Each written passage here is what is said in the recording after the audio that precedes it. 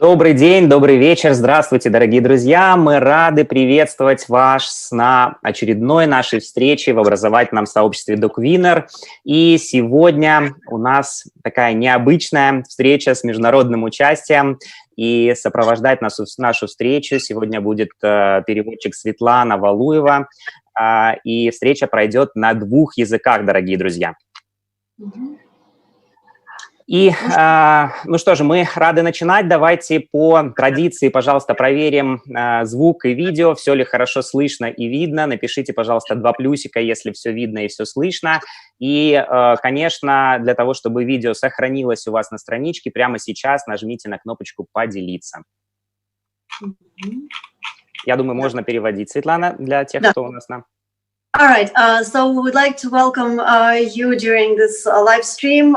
Hopefully we'll have some audience, English-speaking audience as well. It will be an unusual meeting for this group.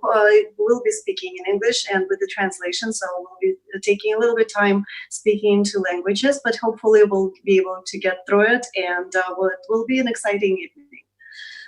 Ну и мы открываем сегодня цикл «Папийоны мира», и сегодня у нас папийоны из Германии, и с нами гость Yvonne Weber, заводчик, грумер и хэндлер питомника Nightfire с Papillons. So we begin a cycle of the live streams dedicated to Papillons around the world. So today we're traveling to Germany and we will be visiting with Yvonne Weber, a breeder, groomer, and a handler that breeds Papillons under the name of Nightfire. Добрый вечер, здравствуйте, Ивонн. Мы рады вас приветствовать в прямом эфире. All right, so we're live now. It's very good seeing you here with us, Ivonne, today. And hopefully it will be an enjoyable evening for you as well. Thank you. Hello. Еще несколько приветствий. Вы знаете, основная тема нашей сегодняшней встречи – это домашний груминг папийонов. Мы к ней перейдем чуть дальше. В самом начале мы познакомимся с Yvonne Weber, попросим рассказать несколько слов о себе, о ее питомнике. Дальше во второй части мы разберем тему основную нашего эфира «Домашний груминг папийонов». И там будет видео, которое Yvonne специально для нашего эфира сегодня подготовила с комментариями в прямом эфире. Ну, а дальше сессия вопросов и ответов, в рамках которой, я думаю, что мы сможем ответить не только на вопросы о груминге, но и на самые разные вопросы, которые касаются папийонов и интересны заводчикам в том числе. So there will be the interview will be conducted in 3 parts today. First, we will get to know our guest. Then she prepared for us a video of a home grooming of the Papillon. So we will watch the video and have a little discussion of that. And then afterwards, there will be a question and answer session. И отдельное спасибо я хотел бы сказать в адрес Йенса Киела за организацию, координацию, подготовку этой встречи. All right, and we would like to say thanks to Jens Kiel for organizing this meeting and coordinating it with our guest. И также, дорогие друзья, встреча у нас сегодня проходит при поддержке компании Farmina Pet Foods, производителя высококачественных кормов из Италии, которая обеспечивает нам высокий уровень качества сегодняшней трансляции. И у нас будет подарок от компании Farmina Pet Foods за лучший вопрос, который прозвучит в эфире. Я надеюсь, что мы его сможем выбрать в конце встречи. А как вы вопросы выбираете? Извините, у меня сразу вопрос возник. Да, это мы попросим определить лучший вопрос. Да. Поняла. So also we would like to say thanks to Farmina Pet Foods that are providing this quality video live stream for us today. Also, Farmina offered a gift for the author of the best question, which will be selected by you, Ивонн, at the end of the year. Okay. Ну что, друзья, давайте начинать. Прямо сейчас дайте нам, пожалуйста, обратную связь в комментариях, поставьте «Нравится» этому видео и нажмите на кнопочку «Поделиться», чтобы видеозапись сохранилась у вас на вашей страницы. Ну что ж, будем начинать знакомиться. И, наверное, первый вопрос к Ивонн. Мы знаем, что вы являетесь и владельцем, и заводчиком, и хэндлером, грумером своих собак. А вот вы в первую очередь себя кем считаете, да? Какая роль вам больше нравится? So we all know that you are a breeder, a Papillon owner, the groomer, and a handler. But who do you feel you're the most are? What is your favorite role with this? Oh, I'm definitely more into handling or grooming. Breeder, of course, also, but it's not my main goal in general. Mm-hmm. I like to see a nice prepared show dog with just some kind of art. So this is definitely more my main passion. Mm-hmm. То есть, но все-таки наши гости позиционируют себя больше как хендлера и грумера. Заводчик это уже постольку-поскольку, но в первую очередь ей нравится видеть у себя красивую, хорошо сделанную собаку. Вот это ее основная страсть в жизни. Спасибо. А когда вы выбрали для себя эту замечательную породу и начали профессионально ей заниматься? So when was it that you came into this breed, and when did you begin being involved in it professionally?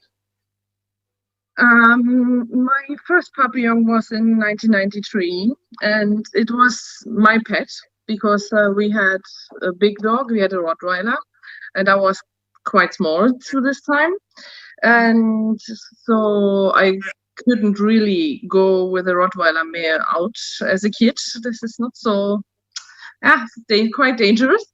So I want to have a small dog for myself. And we were searching for several breeds, and my daddy refused in this time to have a breed with long coats who has a top knot or something like this. So he said, no. And so a lot of typical toy breeds was a little bit out of question. And my mother knew Papillon. Mm-hmm. So she said, how do you like this one? And I said, yeah, kid. Mm-hmm. And so we were searching quite long, I think 1.5 or 2 years. And then I got my first female. But it was never planned in this time to show or breed. This was originally just my pet. Ну что, первый папильон появился у Ивонн в 1993 году. В семье у них была уже собака. На то время был ротвейлер, но она была тогда еще ребенком. С ротвейлером ходить по улице и вообще заниматься ребенку крайне небезопасно. Поэтому было принято, в общем, она выпросила себе собаку лично. Вот, ну, начали искать, смотреть на разные породы. Папа, конечно, категорически сказал, что ничего с длинной шерстью, никаких причесок, никаких бантиков, ничего этого не должно быть. Вот, ну, хорошо, но потом мама говорит, вот она про папильона где-то узнала, говорит, давай папильона. Хорошо, но прежде чем эта собака оказалась в доме у Ивонны, ее родителей, прошло 1,5 или где-то 2 года. Они достаточно долго искали щенка. Вот, изначально планов не было ни на разведение, ни на выставки.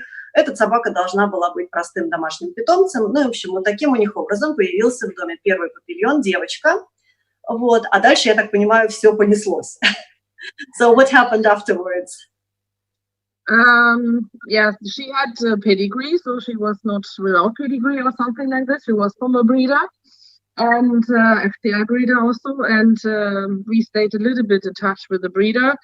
And then we went just to a show, just for fun, and you could do the breeding license, and my mother just decided, okay, she do. And then she passed everything, and we also met a lady with a boy. In this time it was more normal that even, let's say, private owners have show dogs. It was not so professional in this time.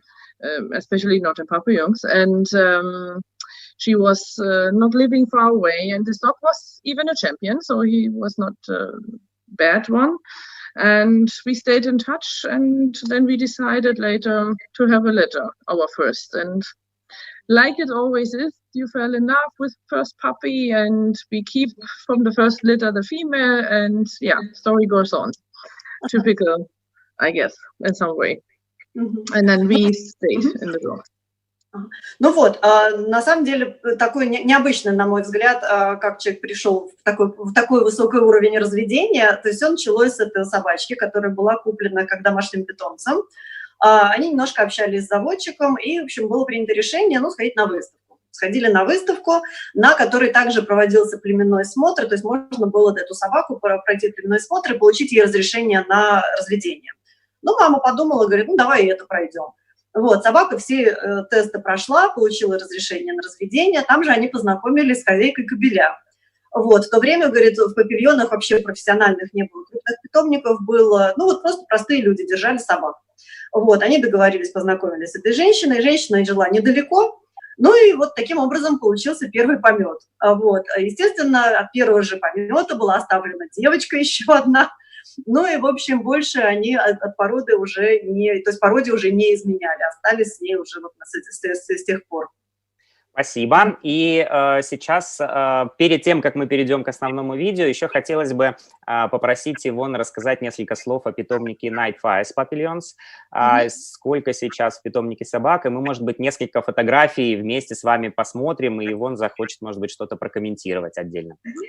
So, can you tell us a little bit about your kennel, Nightfire, and how many dogs you have, how they live, where they live? We'll take a look at the pictures. Maybe you would like to speak about some of the dogs in particular. Maybe you have your favorites. I have 8 dogs myself. Usually I have sometimes a guest too, depends, of course. And they live all together with me, of course, in the house and garden and whatever. I have my kids, some of them are on my bed at night too, and spoiled babies. I have, my favorite, of course, my old boy is a little bit, because he's now the oldest I have, who's going to be 9.5. So he's a little bit my spoiled one right now. Last was my other old boy who died, was 15.5.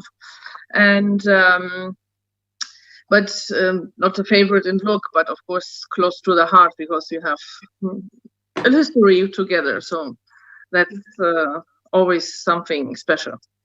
And now I have some youngsters, so we will see. And I plan to keep something also. So we will see who's next. Значит, у Ивонн обычно живет 8 собак, там плюс-минус пара, может, каких-то еще арендных или просто приехавших в гости собак быть. А я еще спросила, говорю, есть ли у нее какие-нибудь любимцы из питомника, потому что все равно большое количество собак.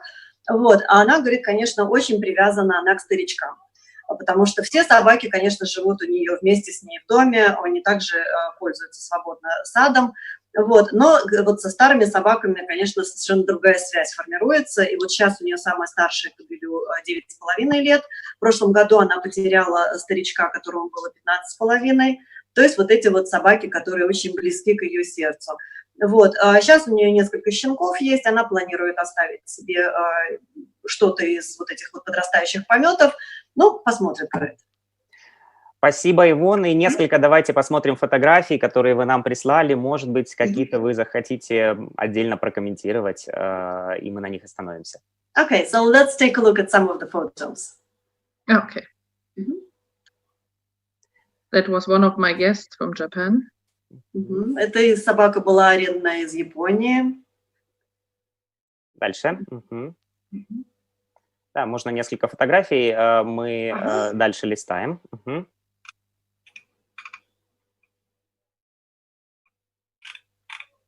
That is not a boy bred by me, but was an offspring by my male. То есть эта собака не разведение Ивонн, но он родился от одного из ее кобелей. Дальше. Да, я думаю, что мы несколько фотографий прямо посмотрим. Да, можно дальше листать, так, чтобы зрители смогли познакомиться. Я думаю, что все заводчики и владельцы папийонов знают Ивонн очень хорошо. So yeah, as you said, this is a dog that everybody is supposed to know. in the breed. At least the breeders should. Yeah, of course. Well, I think even I saw some of the photographs. So, yeah, but was it the dog that you brought to Moscow a few years ago, maybe 10 years? Yes, this was this one. Okay. Потому что я с Ивонн познакомилась в Москве, когда она приезжала вот с этой собакой на зеленом фоне. Вот, это какой год? Я даже не помню, какой год. Лет 10 назад точно было. Mm-hmm. Do you remember when it was? Yes, 2010. I still have 2010. I have the trophy still here. Все есть, и трофеи, все эти призы, все еще осталось. Вот, а просто на самом деле жуть, как время летит. То есть кажется, что это было совсем недавно. Yeah, I just, made a pinpoint saying that it was 10 years ago, probably when we met at Eurasia show. Yes. But yeah, you were right. The time is flying. It's not a good thing. I don't like it. Yeah, отлично. Да, извиняюсь, мы влезли у нас. Да, отличная беседа получается такая, друзья, домашняя у нас. Я надеюсь, что вам понравится наша сегодняшняя атмосфера. Ну и перед тем, как будем смотреть видео, хотелось бы узнать все-таки, каким, на ваш взгляд, должен быть идеальный папийон, может быть, какие-то основные черты, характеристики вы могли бы выделить в первую очередь. So can we talk about your perfect Papillon, about some of the preferences in the breed, about some of the breed characteristics that are very important for you? Yes. Yeah. Yes, of course, classical. I like big ears, of course, because it's the characteristic of the breed. But for me, maybe it's not so typical like for many other breeders. I really like a good mover. I'm type, okay, this is important too, of course, but I really want to have structure also. And a good mover shows structure. So this is something I think you can't, even if you have a very pretty papillon, if he's not able to move in a nice way, it will destroy the first impression totally. So for me, this is something what is absolutely also very important. So this is, I can't only go for type. It has to be the whole picture, and it's in all parts. It's not only just standing, it has to be also this flying moment. So this is very important for me personally. Ну вот, то есть, да, конечно, можно вот сразу же, то есть большие уши, это породная очень важная характеристика, без которой, никуда уже не двинуться, но также для Ивонн очень важны движения собаки. Тип, да, это, конечно, очень важно, это очень нужно, но если собака не двигается, если она не демонстрирует, если у нее нет анатомии, которые обеспечивают хорошие движения, то, в принципе, вся картинка тогда разваливается. То есть собака, которая красивая, стойкая, она также должна все-таки и иметь возможность двигаться свободно, легко и правильно. Спасибо. И, может быть, есть, так скажем, какие-то собаки, которых вы могли бы привести в пример или которые вам особенно нравятся? Are there any dogs that you can give as example of what you like?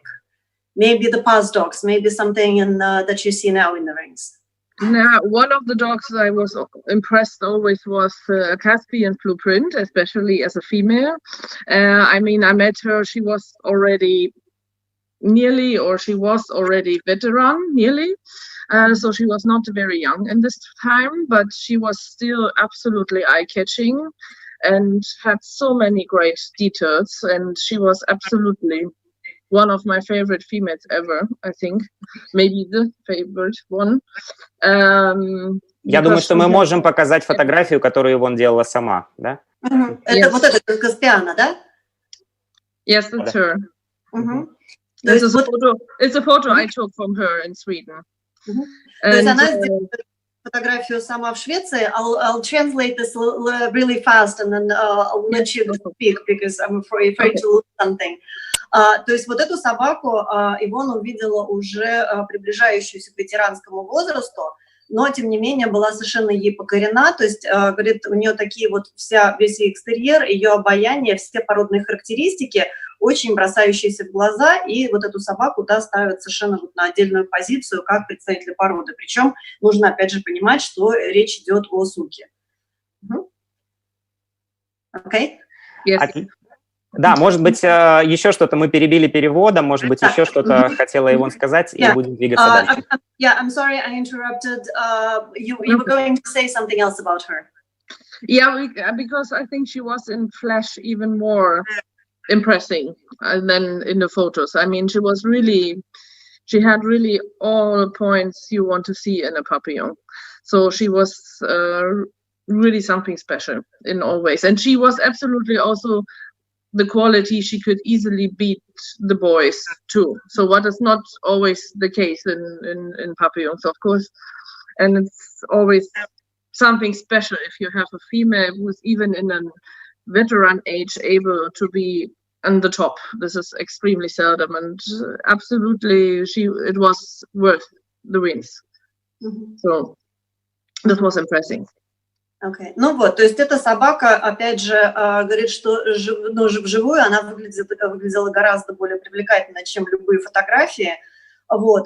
И еще нужно понимать, что для суки в ветеранском возрасте быть в состоянии конкурировать успешно с кобелями, обходить их, то есть это очень, правда, подчеркивает качество животного, о котором мы говорим. Вот, то есть на самом деле вот я понимаю, что вот она достаточно долго может говорить про эту собаку. То есть собака, которая действительно отложилась в памяти. Да, спасибо большое за такое знакомство, за такое приветствие, Ивонн. И вы знаете, дорогие друзья, у меня есть и бывала возможность наблюдать за работой Ивонн в ринге, и я всегда восхищаюсь теми собаками и их грумингом, да, об особенности, то есть как Ивонн готовит собак именно к выставкам. Я тоже являюсь владельцем папийона, поэтому периодически мы видим друг друга в рингах, и это, конечно, особенная, наверное, часть, о которой Ивонн говорила в самом начале. И я думаю, что мы будем плавно передвигаться именно к этой теме, да, это домашний груминг папийона. И уже все вопросы, дорогие друзья, которые вы захотите задать в адрес Ивонн по абсолютно любым темам, мы сможем задать в нашей третьей части, когда будет сессия вопросов и ответов. А пока, пожалуйста, дайте нам обратную связь в комментариях, поставьте нам отметку «Нравится» и поделитесь этим видео для того, чтобы ваши друзья, владельцы и заводчики папийонов тоже смогли увидеть этот прямой эфир. So, Sergey, being an exhibitor and Papillon owner himself, he sees you very often in the rings, and he's watching your photographs, and he has also always admired the way that you prepare your dogs. So we're slowly moving to the main topic of our meeting today, the the home grooming of the Papillon. So also to start questions and share the video, so we'll just slowly moving along. Yes. Okay. Ну что, мы предлагаем сейчас запустить видео, которое Ивонн специально подготовила. Так как у нас есть возможность получить прямые комментарии, то мы в самом видео отключим звук и попросим Ивонн прокомментировать в прямом эфире. Давайте. As we mentioned before, the sound of the video will be turned off, so you will have the opportunity to speak as we will be watching it. Давайте начинать. So we start here with the grooming stuff, what I use or what is good to use for my personal experience, like sponges, brushes, comb, the typical Swisser.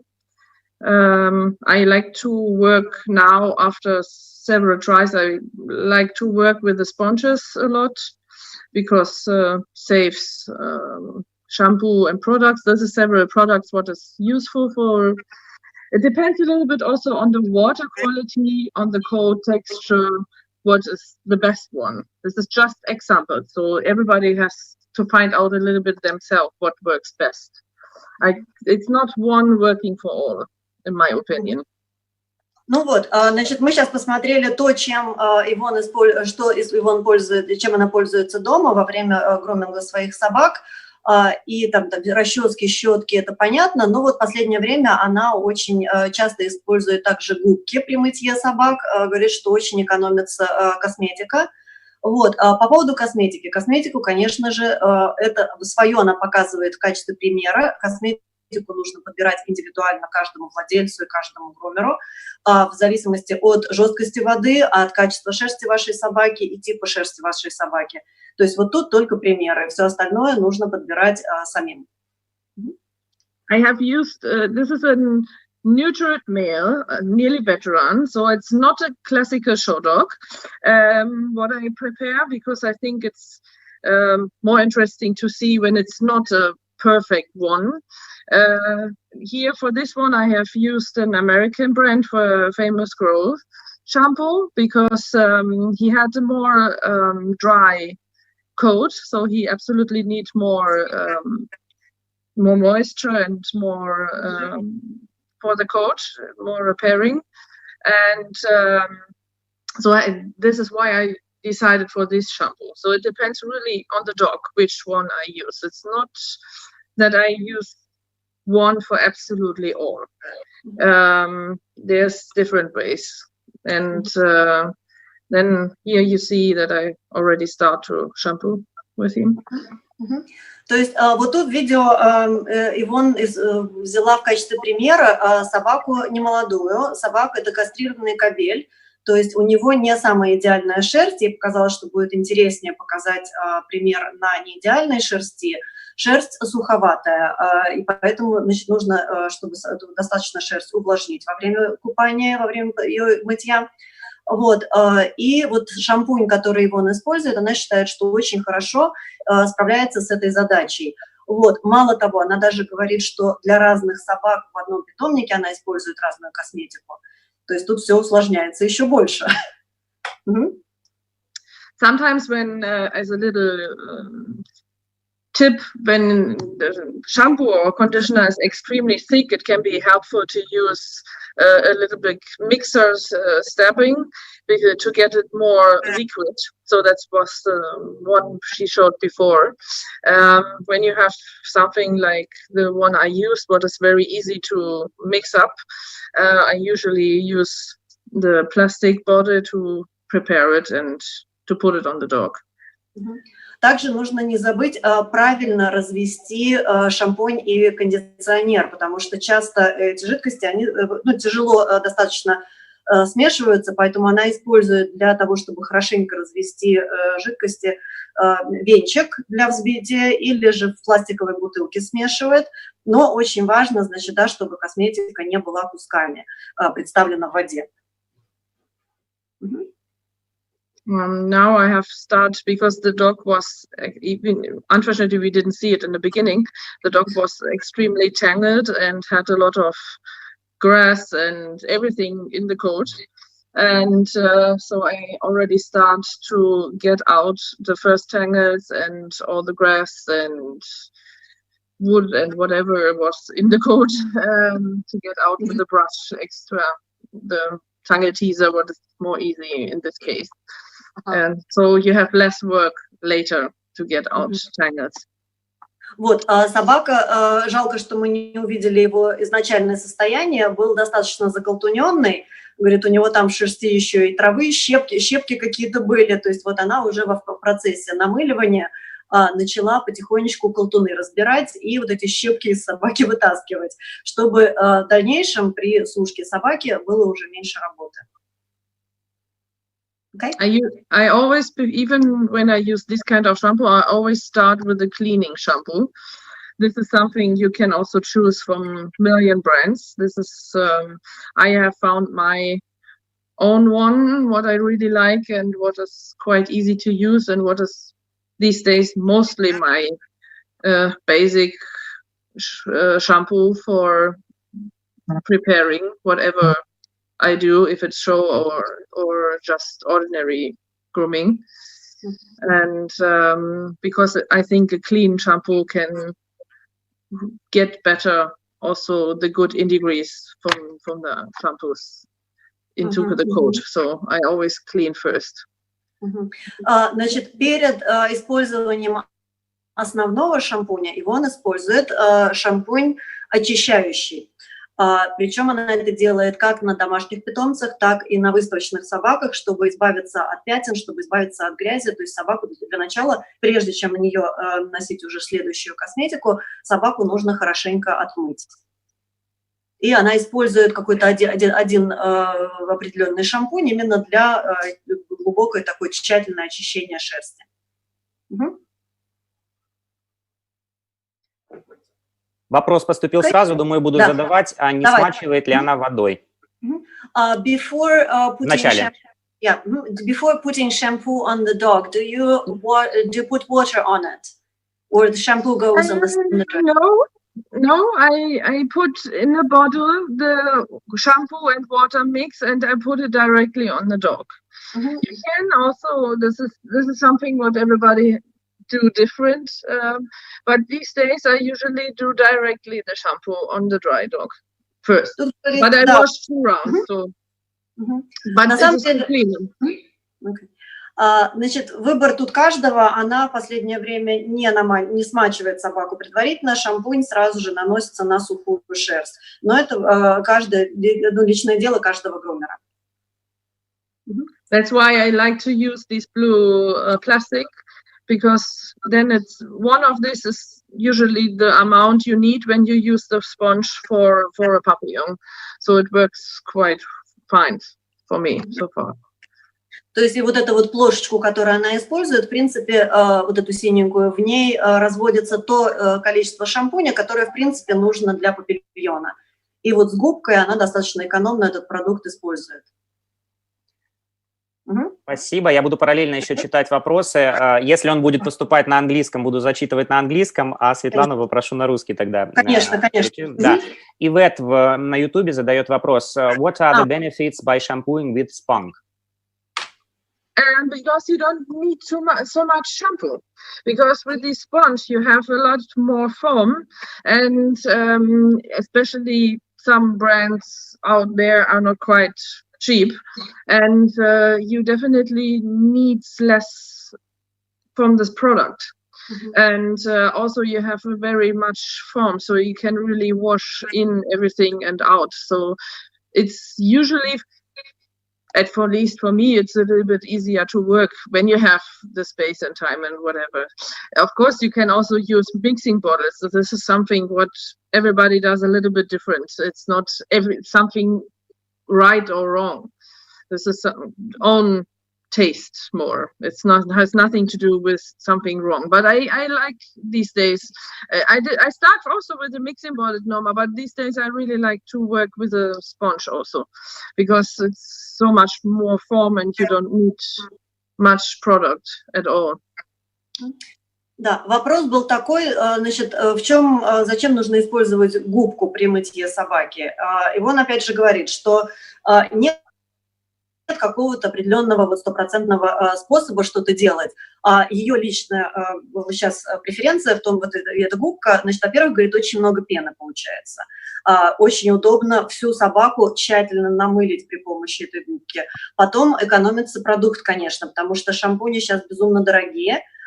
И, ну, чтобы не перерастратить свое количество шампуня, то есть все-таки ей вот удобно очень использовать губку и вот эту плошечку для смешивания шампуня. Она, говорит, раньше использовала бутылки, вот, которыми, наверное, пользовались все, но в последнее время вот она вот такой способ для себя нашла, и, говорит, если у вас есть возможность, время и место, где вот можно так вот замешивать шампунь и будет так купать собаку, то, в принципе, ей вот такой вариант очень подходит.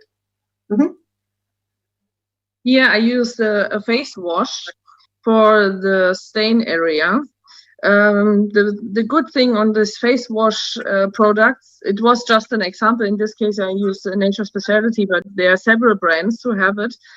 They are so mild, even if it comes to the eye, the dog doesn't get hurt. So it's usually easier to work with this one than with pure shampoo, what can be irritating in the eyes. So I like to use it. Значит, для мытья мордочки Ивонн использует специальные жидкости для очищения слезных дорожек. Она говорит, что эти средства очень бережно относятся очень бережно работают с глазами, то есть они даже при попадании в глаза собаки, их не будут раздражать по сравнению с обычными шампунями. Поэтому для мордочки собаки она использует другие средства. Говорит, что на самом деле вот она там использует Nature, но говорит, что многие фирмы такие продукты выпускают, поэтому можно подобрать, опять же, все, что вам будет подходить. Okay? Yeah. Now I take off the second round shampoo. And next will be the conditioner. In this case, it's like a cream. What I use then, second shampoo. Or what was it, my shampoo? I think a conditioner is now. Second shampoo, because I used first the whitening. Так, значит, Ивонн смыла первый шампунь и теперь наносит отбеливающий шампунь на собаку. То есть это второй раз она собаку намыливает в процессе мытья. If you use whitening products, what you can use, of course, you always have to be a little bit careful, not in this case from this one, but many who are really blue or lila or whatever, you need to be a little bit careful because often they dry the coat. So don't use them alone. You absolutely need to have a conditioner because it will absolutely open the ends other way. And because I have seen already people who just use bluing shampoo and nothing else, so this is nothing you should do. I'm not the one who say you always have to use whitening shampoos, because when you have an extremely good deep cleaning shampoo and the dog is not too dirty and often it's not even necessary. I would not absolutely recommend every time to use bluing or whitening shampoos in this case. Значит, при используя отбеливающие шампуни, очень важно помнить, что они также очень жестко работают с шерстью, очень сушат шерсть, поэтому очень обязательно после использования отбеливающего шампуня использовать, также наносить на собаку кондиционер, бальзам для восстановления шерсти. Она видела примеры, когда люди используют только отбеливающий шампунь, и таким образом шерсть сгорает. Опять же, не нужно использовать отбеливающий шампунь в каждом мытье, потому что если у вас хороший очень шампунь для этой глубокой чистки, то, в принципе, и он может уже достичь какого-то желаемого результата. Конечно, если собака не очень грязная. Но, в принципе, с отбеливающим шампунем будьте немножечко поаккуратнее. Тут вопрос, Сереж, видите? Как раз здесь и был, вопрос, как часто моет собака, как часто использует отбеливающий шампунь. Я думаю, что на вопрос Елены по поводу использования отбеливающего шампуня ответили. А вот как часто моет Ивонн собак? How often do you bathe your dogs? The ones that you show and the ones that are just pets? The pets, usually it depends a little bit. Of course, females who are out of cold, I think I don't watch that often. But usually they are around 2-3 weeks in the bath. Show dogs usually at least once a week. Sometimes 2, depends when they are on show or not. So it's usually my So around that.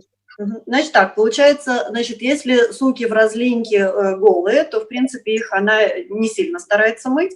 С собаками, которые просто живут дома, старички, пенсионеры и собаки, которые не выставляются в данный момент, моются где-то раз в 2-3 недели. Выставочных собак раз в неделю как минимум, а иногда даже 2 раза в неделю приходится мыть. Все зависит от того, когда состоится выставка. Спасибо. Еще один вопрос был в чате. Татьяна спрашивает, как-то защищает слуховые проходы от попадания воды? Do you put anything in the ears to cover them from water coming in? No, I wash them extra in general with shampoo, so with a deep cleaning. So, but I don't put anything over, because my opinion, also in all the years, it happened maybe once that the dog got water into the ear. Usually, it has a natural cover, so it's not, when you don't put directly the shower into the ear and just let it rain over. Usually, never happens anything. Ну, говорит, нет, она лично ничего не использует, и на самом деле анатомия уха собаки такова, что само ухо защищено от того, чтобы туда вода не затекала. Конечно, если вы душем начнете в ухо собаки заливать воду, конечно же, тогда вода в ухо попадет. Но на своей практике он говорит, что один раз только было, когда вот была проблема какая-то с попаданием воды в ухо собаки. А так она с этим не сталкивается. Спасибо. Мы сейчас видим, видимо, следующий этап. Наверное, попросим тогда Ивонн сначала прокомментировать, а потом продолжим с вопросами. So this is the third stage. This is you're applying conditioner. This is the conditioner. Now I put in the conditioner. Conditioner I didn't put in the ears, just in the body, and let it sit for 3 to 5 minutes. Of course, we make it fast here, and but he was around 3 to 5 minutes in the conditioner to set it in. Значит, бальзам, кондиционер наносится на корпус собаки, на уши она его не наносит. И потом в кондиционере собака сидит от 3 до 5 минут, чтобы кондиционер уже успел впитаться. Thank you. You're welcome. And the ears you leave only with the first shampoo and no conditioner. Yes. And how do you preserve the feathering? Is it not getting too dry or? No. Also sometimes I put a little bit from the conditioning shampoo too, but I prefer more to.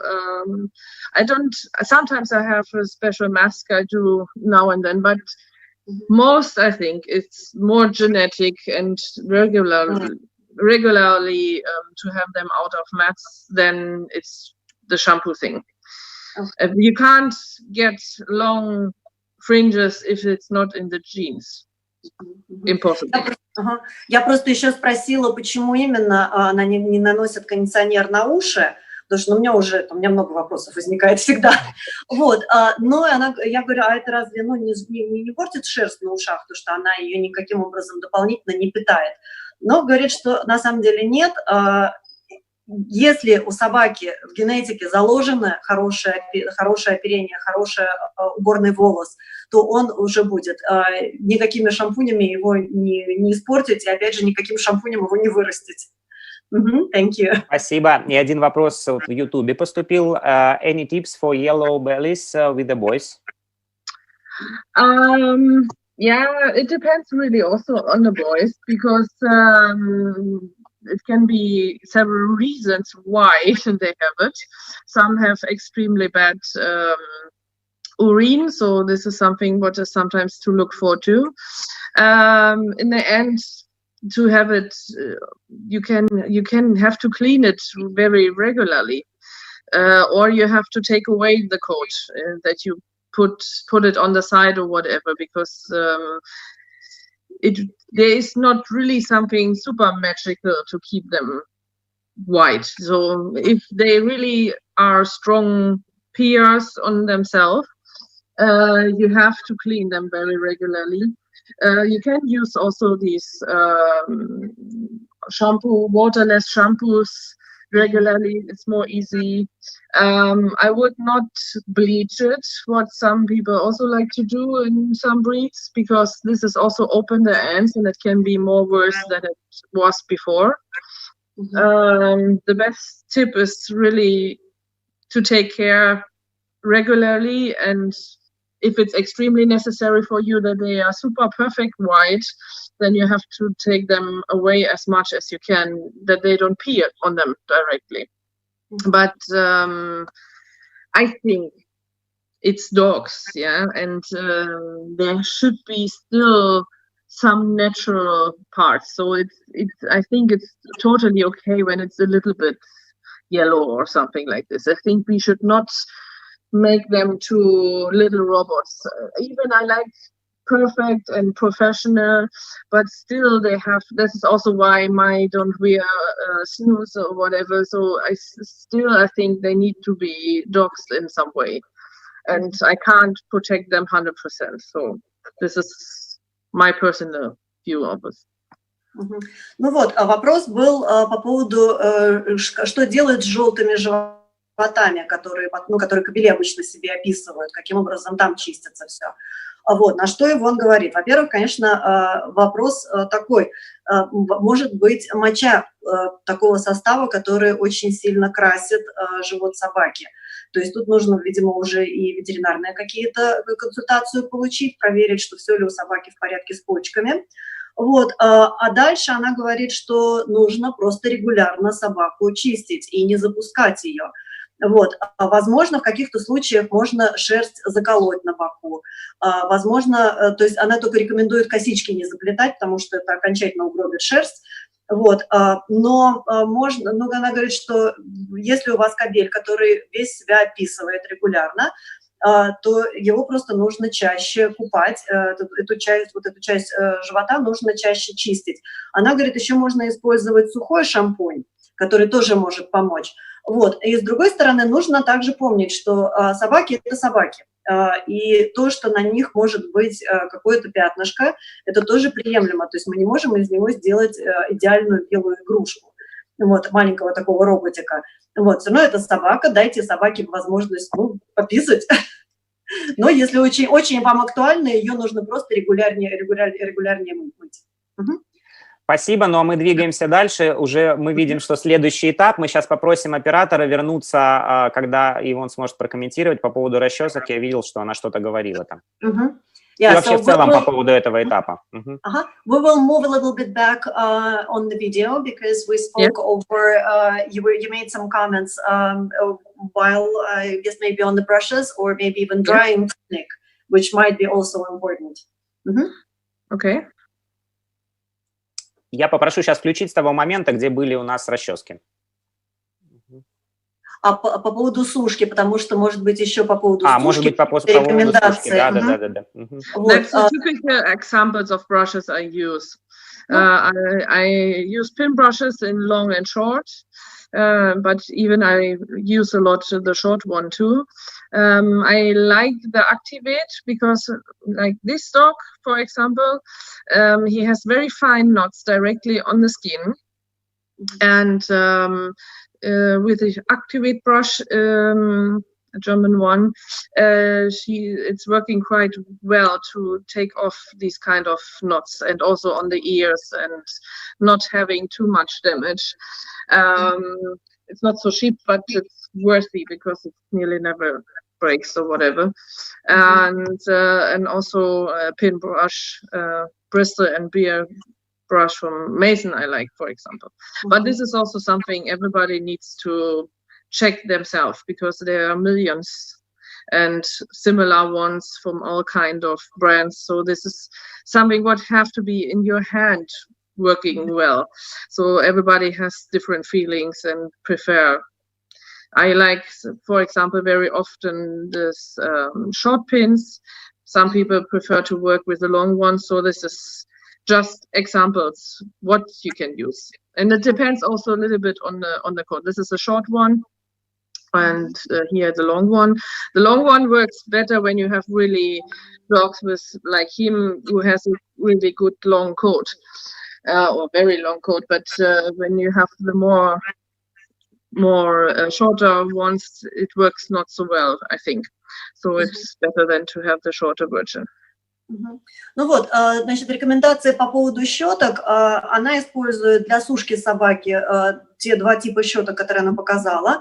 Для вот этой конкретно собаки подходит больше щетка с длинными зубцами, потому что у него много мелких колтунов прямо на коже и на ушах, поэтому вот эта щетка хорошо помогает ей от этих колтунов избавиться. Но если у вас собака не с такой длинной шерстью, не с такой густой шерстью, возможно, вам будет удобнее работать с щеткой с более короткими зубцами.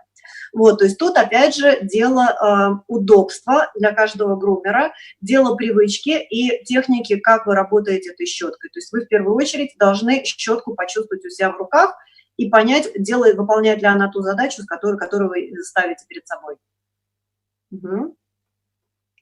And you also use the sleeker to break the mats.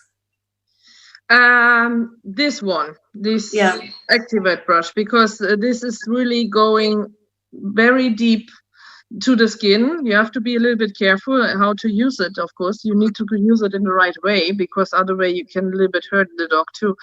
But if you are used to work with this, it's quite nice, I think, because for the mats it's easier than with the comb, and works quite fine, I think, especially also on these areas like ears or in the pants on the back side and whatever. under armpits. Yeah. Значит, я просто обратила внимание, что при разборке колтуна она использует такие грабельки. Говорит, конечно, этими грабельками нужно уметь пользоваться, чтобы не поцарапать собаку, но для ей очень удобно разбирать вот такие вот уже сколтунившиеся места, расчесывать вот этими граблями шерсть за ушами, где она сбитая такая уже, штаны расчесывать при сушке и также разбирать колтуны под мышками, скажем, у собаки. А скажите, пожалуйста, многие у нас используют фен при сушке, да, и есть ли какие-то рекомендации по поводу температуры воздуха, да, которая используется? What about blow dryer? Do you have any preferences for the temperature of the air? Is it cool or hot? I use a lot, also it's not so very hot usually. I really use a blow dryer often. I don't use hand dryers, so I like when it's a little bit stronger, not too much. That doesn't need to be like for a poodle, but it can be a little bit stronger, because then it's easier to work with, I think, and makes the coats more flowy. I prefer middle temperature. Also it's not so very hot, and sometimes in the summer even I use cool temperatures, so it depends a bit. Of course, in the winter it's maybe not so comfortable, but usually my temperature are quite low. Значит, ну, она старается подобрать комфортную температуру для сушки собаки. Вот, например, да, зимой чуть более теплый воздух, летом, возможно, даже более прохладный воздух. Вот, все зависит от времени года и температуры в помещении. Горячий воздух она никогда не использует для сушки собаки, а также она не использует ручные фены, вот эти, которые сушат горячим воздухом, человеческие фены. Вот, феном она пользуется для сушки собаки, ей удобнее, ну, конечно, не очень сильный напор воздуха, струи она делает, чтобы эта собака, во-первых, не улетела со стола, а потом для папильона все-таки не нужен такой напор воздуха, как для пуделя, скажем, для подготовки шерсти пуделя. Вот. Но, тем не менее, при использовании фена в расчесывании и сушке собаки шерсть получается такая более летящая. А есть ли какая-то последовательность? Вот я вижу, что уши и хвост она оставляет напоследок. Is there any specific way that you dry the dog? Because we can see that ears and tail you leave for the very end. Yes, always. So you begin with the longer hair, or you begin with the I usually, I don't know if it's better or not, but I usually start with the back, mainly because I always feel also that the dogs wants to be dry there first. And I usually start from the top and go down.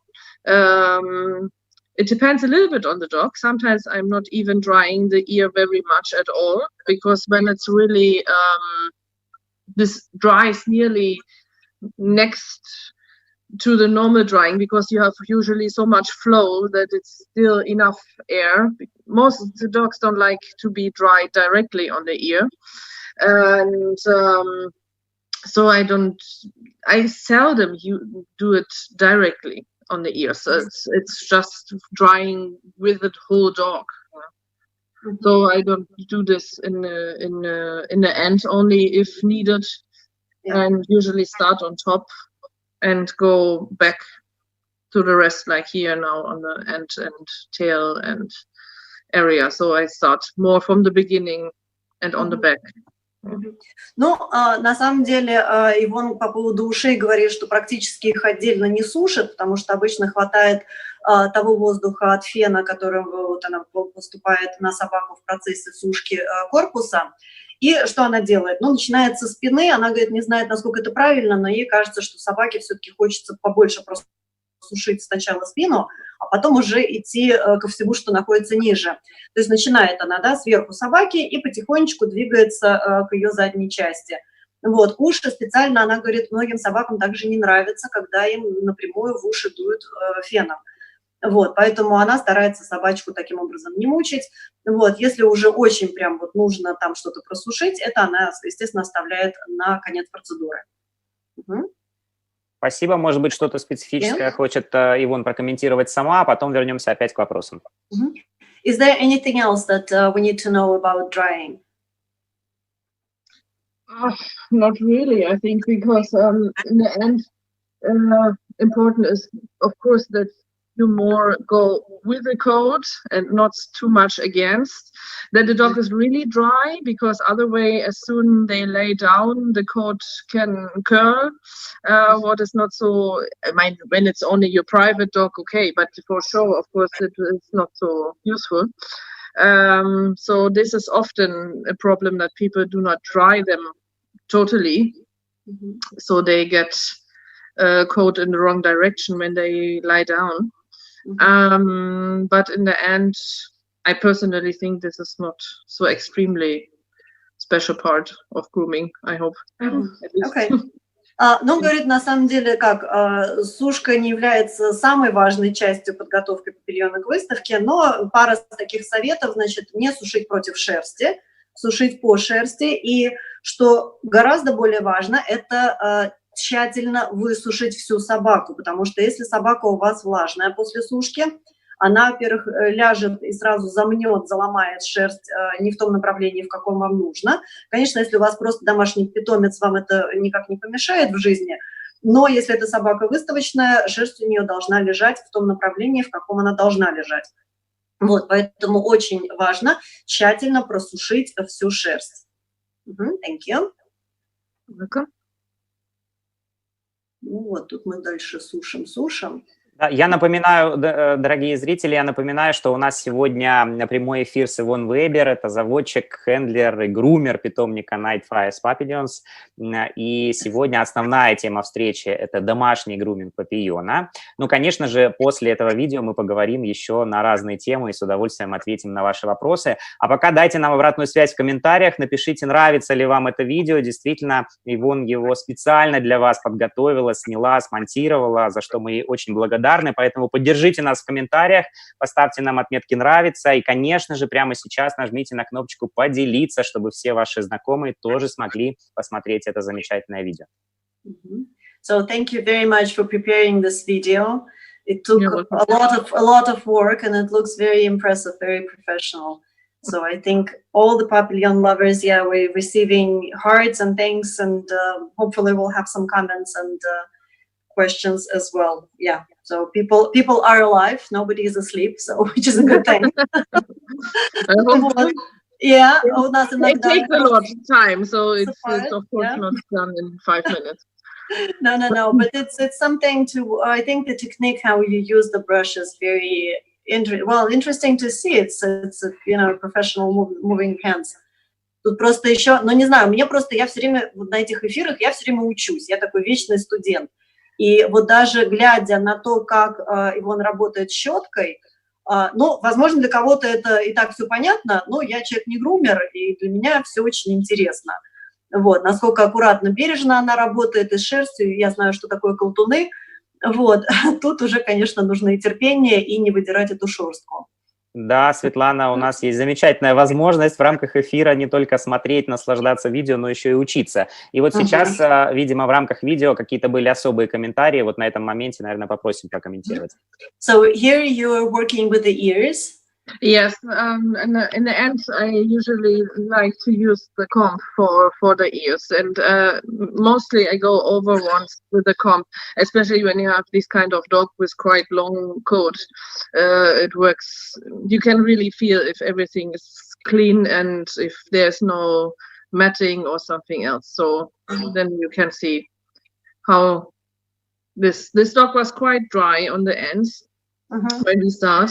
And was, how I said, full of garden with grass and everything. And so I just showed here the difference to before, because we lost the first round when we put him on the table. So now that is how I come to the feet. Так, давайте я быстро, I will translate very quickly and then we'll go to the feed. Значит, смотрите, что сейчас он делает под окончание сушки. Она проходит по всей собаке расческой, чтобы убедиться, что собака вся чистая, что она нигде не сваленная, что у нее там вычесана и вымыта вся трава, которая, например, была завалена в эту собаку перед началом мытья. То есть если что-то там не то данный процесс, видимо, начинается весь сначала. Вот, и сейчас мы переходим к лапкам. So we're back to the feet. Yeah. I personally, this is also a little bit personality taste. I like them quite short. Because I show a lot indoor, mostly, and Germany has nearly no outdoor shows, and so it really looks better on the carpets and everything when it's really less coat. Some people, let's say, some coat on the front, a little bit longer. This is taste. I personally prefer them quite short, but of course still the correct shape. Yeah, and for me the shape doesn't get destroyed if you cut them correctly and follow the lines. You should do them round, of course, because this is wrong in the breed. The cat feet has to be hairy feet, but hairy doesn't mean, for me personally, doesn't mean that it has to be extremely long coat in the front. It's just really the shape of the foot and not the coat what is around, for me. But it is also a little bit how you like it. In some countries they love to have a lot of coat on the feet, and for me this is absolutely no-go, but my taste. So Ну вот, значит, в подготовке в стрижке лапах, опять же, Ивонн говорит, что это ее личное предпочтение. Значит, ей нравится, чтобы лапы были коротко подстрижены, потому что она, конечно, много выставляет в Германии в помещениях на выставке. В Германии практически не проходят выставки на улице. И на ковре аккуратно сделанные лапки, коротко подстриженные, она говорит, выглядят гораздо лучше. Да, конечно, есть, опять же, мода. Есть в некоторых странах предпочитают длинную шерсть на лапах оставлять. Ей это лично не нравится, поэтому вот она делает лапу такую аккуратную и подстригает. Единственное, что нужно, опять же, при стрижке лапы учесть, что у папильона не должна быть круглая лапа. У папильона лапа заячья, длинная, и, значит, нужно эту форму лапы обязательно подчеркнуть. Но она говорит, что заяц не должен быть диким, то есть вот такой дикий волосатый заяц. Вот, поэтому она делает зайца более домашнего и окультуренного. Спасибо, очень ценные комментарии, действительно, да. Okay, so yeah, we're getting rid of the wild hair. So this is going to be a tamed home hair. Да, домашний кролик. Домашний зайка. Yeah, he's not so used to this. That's why he's not a fan of cutting feet. Because, how I said, this is not a show dog, but I personally think it's better to show on a normal dog in some way than to have it on the ones who are anyway in a very good, he's not in a bad shape, but who are extremely used to baths. So I think it's better to have this kind of dog as an example for the beginners. So. Вот, значит, она говорит, что, конечно, собака не особо в восторге сейчас от процедуры, потому что эту собаку она не выставляла уже давно, он отвык от подобных стрижек, но Ивонн считает, что было крайне важно ей вот для этого видео подобрать собаку в таком сильном заросте, чтобы продемонстрировать уже точно, что она делает. То есть не брать собаку, которая регулярно моется, которая регулярно стрижется, то есть тогда вы разницу большую бы не увидели в конце этого видео. А сейчас мы можем посмотреть, что делать уже с таким большим количеством шерсти. Do you also, underneath of the paw, you take the hair out as well? Yes, yes, yes. Do you go in deep or... Я просто спросила между пальцами со стороны пятки, что происходит. Она достаточно, говорит, глубоко выбирает шерсть оттуда, с лапы изнутри, и между пальцами тоже выбирается шерсть. Спасибо. Вот у нас в чате уже... I do it even with my pets. Also even my pets have all short feet because I think it's also less dirt in the house and everything. So it's also easier in the normal life to have it cut it. So. То есть она даже домашних питомцев, собаки, которые уже не выставляются, она тоже стрижет им лапы, потому что, говорит, и, конечно же, количество грязи уменьшается, которое несется в дом. Вот, поэтому у нее собаки все с вот такими коротко постриженными лапами. Сереж, говорили. Да, спасибо. Ага, в чате тут просто пишут: love to see well-groomed hair feet, you are so right. Так что поддержка идет в комментариях, я думаю, что почитаете внимательно потом после эфира. Yeah, there's some comments in English as well, which is a good thing, so we will be able to read them afterwards. And there is also a Facebook translation service, so there will be some comments in Russian, but you can translate them to German or to English. Okay. Так, мы дальше очесы она расчесывает. So during the whole process, you brush the dog and you brush to take the hair out and to make sure that there are no mattings. Yeah, because he has, of course, this is nothing you do when you have a more short-coated one.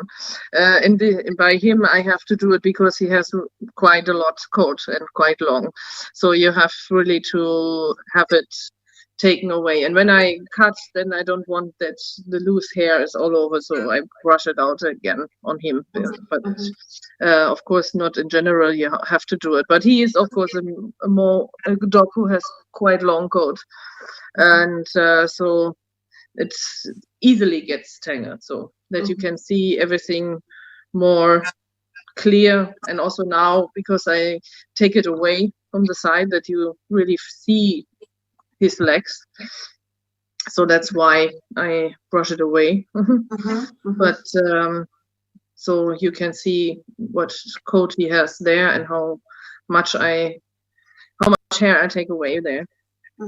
То есть она еще там в процессе собаку все время подчесывает, во-первых, удаляя с собаки отстриженную шерсть, чтобы собака не запутывалась дополнительно, и все время она проверяет, не сколтунится ли собака, все ли собака досушена. И вот когда она, да, вот сейчас подняла заднюю ногу для стрижки, подготовила, тоже отчесала уборный волос в сторону, чтобы он ей не мешал, когда она будет вот сейчас стричь плюсну этой собаки. Вот, собака это очень заросшая, конечно, если у вашей собаки нет такого количества шерсти, то, в принципе, столько манипуляций с ней проводить не надо. Спасибо. Как раз вопрос вот в тематику, я его оставил на этот момент. Елена спрашивает, нужно ли стричь папийона, гигиеническая стрижка или достаточно только лапки? So, do you trim any other parts of the papillon, or you only trim the feet? I only trim the feet. Nothing around the tail? No, usually not. I know that many does, but I usually don't do it. It's only when there's really some very bad hair hanging or whatever, but usually not.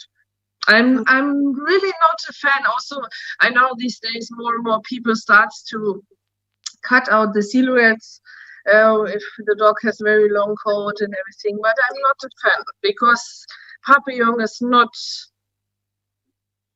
not a poodle or whatever. So it's not, it's not a breed where you should start to modeling the whole silhouette. This is not, for me, the breed. If you have a natural, very hairy, also long-coated one, then it's natural. Yeah, as long you don't start to keep them selected that they only get coat and it's the only thing on the dog, then it's not good. But usually when the dog, even with a long coat, is living quite normal, they will have some kind of natural breakage, and so it's not totally Maltese look. Yeah. So I'm not so a fan of this modeling the whole dog. I think it should still be a little bit natural looking. At least you should not get the feeling that, and I can see it usually in a second if the dog is prepared in the silhouette, and this is always something I'm not a fan of. So it's always give me not so good positive impression.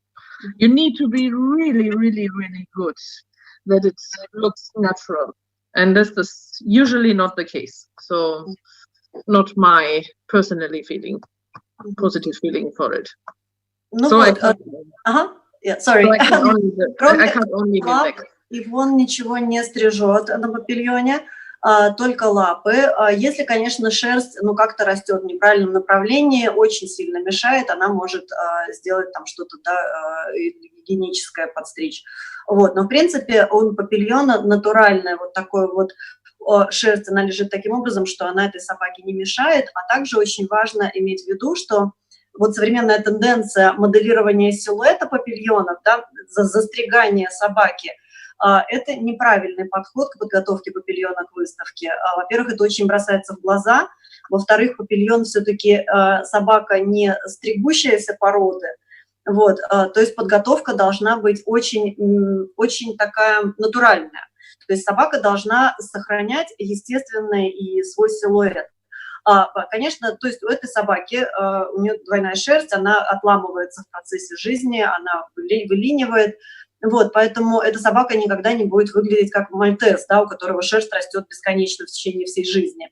Вот. А тут всеми натуральными циклами, изменениями в жизни собаки, собака все-таки остается выглядящая как собака. То есть очень важно не застригать силуэт. И Ивонн говорит, ей даже с какой-то степени неприемлема такая подготовка собаки. То есть, во-первых, это очень сильно видно сразу же, как только собака заходит в ринг, вот, и сразу, возможно, она создает такое не очень позитивное впечатление. Okay. Some people like to cut the whiskers also. I personally like it not on every dog. There are some dogs I think it's not so big positive point. On some dogs I think it looks nice, but gets in Europe also more and more a problem because it's not allowed in every country.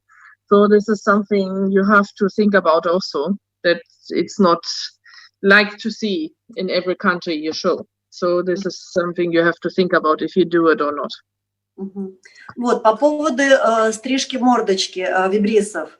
Ивонн говорит, что она некоторым собакам стрижет их, обстригает, некоторым оставляет. Опять же, все зависит от собаки. И, конечно же, зависит от страны, где вы планируете выставлять собаку. Потому что в Европе стрижка усов собак сейчас запрещена, находится под запретом. Вот, поэтому нужно, опять же, смотреть, где вы будете выставлять свою собаку. Вот. А на каких-то собаках, она говорит, подстриженные мордочки выглядят очень хорошо, кому-то это просто не идет. Спасибо. И вопрос как раз вот в тему предыдущую. Ирина пишет, так много видов ножниц. Неужели они все необходимы или можно стричь меньшим количеством ножниц? Okay, people are amazed how many scissors you have, pairs of scissors. Do you need this many? Yeah, I have a lot. This was just a few of them there. А это еще, говорит, не все. Ну что? Yeah, groomer. So it's not all for just one dog. No. Thank God, no. Нет, Ивонн, конечно, она фанатик ножниц, она настоящий грумер, но, в принципе, папильона, чтобы подстричь, всего этого количества ножниц не нужно иметь. Спасибо. И вот сейчас были, видимо, какие-то комментарии на видео по поводу мордочки, да, и передней части. Пожалуйста, я думаю, что потом вернемся опять к вопросам. So you commented something about the face of the dog and the front part of the dog on the video. So what are you talking about here? What are we looking at? I think he was talking about the stains that, of course, you can clean. You have to clean the stains, and for the stains, there are several stuff what you can use. Needs regularly cleaning for sure. That it's not so much to see. And here I said also that he has on the front a little bit red coloring because he has some teeth lost, and so he has also more. His front in the front he has always the coat in his mouth, so it starts to be a little bit red. This is something you can't take away with just one washing. Yeah, I mean I think I have washed him only once in my life before, so he is not regularly made by me. So to get away this red, you have to take more energy on it. This is something you can't take with just one time whitening shampoo or whatever. So this needs time when you have these kind of red. Something you have to do for a longer time. Вот она говорит, что у него покраснение шерсти на груди, потому что у этой собаки не хватает нескольких зубов, то есть у него повышенное слюноотделение, и слюна окрашивает шерсть под мордочкой. Вот. Опять же, чтобы эту собаку отмыть, избавиться от этих пятен, мыть нужно тщательно и почаще все-таки. Эту собаку Ивонн говорит, что мыла, наверное, один раз в жизни, то есть это даже не ее собака, то есть перед этим один раз только она ее мыла, поэтому явно, что хозяева, видимо, не очень тратят время на отмывание пятен на собаке. Так, здесь, наверное, какие-то комментарии, потому что вопросы есть, но я не хочу перебивать, не так много видео осталось, может быть, какие-то комментарии от Ивонн, а потом мы к вопросам вернемся. So, is there anything else that we need to know about this dog, or is he done? He is done there. Все, готово, все сделано. But it's not your dog, it's a client's dog. No, it's from another breeder. But he was never a show dog. He's in sport. Okay. So he's into agility and stuff like that. So he's not regularly groomed in this way because he's. That's why he had the grass and the splinters on the coat then. Yes, but we want to have a very natural dog to show how it looks in this way. So that was my attention. Вот, я просто спросила, значит, действительно ли эта собака не Ивонн. Она говорит, да, собака даже не ее разведение, собака не выставочная, собака спортивная, собака принимает участие в соревнованиях по agility, поэтому, наверное, он там весь в траве был. Но она говорила, эта собака ведет такой натуральный образ жизни, и ей хотелось показать, собственно, работу с шерстью вот такой собаки. Ну что ж, друзья, я напоминаю, что вы сейчас находитесь в прямом эфире образовательного сообщества Dog Winner, и сегодня у нас такой интересный прямой эфир из Германии в цикле «Папийоны мира», и с нами в качестве главного гостя Yvonne Weber, заводчик, хендлер и грумер питомника Nightfire с Papillons. И, друзья, если вам понравилось это видео, давайте немножко пошумим в комментариях, дайте нам обратную связь, поставьте нам «нравится», отправьте ваши смайлики, сердечки и, конечно, прямо сейчас нажмите на на кнопочку «Поделиться» для того, чтобы, во-первых, эта нужная запись осталась у вас в ленте, а во-вторых, все ваши друзья смогли тоже пересмотреть потом эту запись в любое удобное время. So this was once again the short introduction of our live stream for those who are just joining us, because I think we have an average of 190 people watching us during the whole stream. And yeah, of course, Sergey is asking to comment on the video, to share the video as well, so people will save the video on their Facebook pages and will be able to watch it later. Спасибо, Ивонн, за то, что так открыто поделились своими секретами груминга. И мы видим, что у нас один из гостей пришел к нам в эфир. Пожалуйста, пару слов расскажите, кто с нами сейчас в эфире. Да, я извиняюсь, я начала панически смотреть, кто еще пришел. Okay, so thank you for sharing your experience with us, and we see that we have another guest with us that joined you on the camera. So who do you have? My little boy, my little shadow.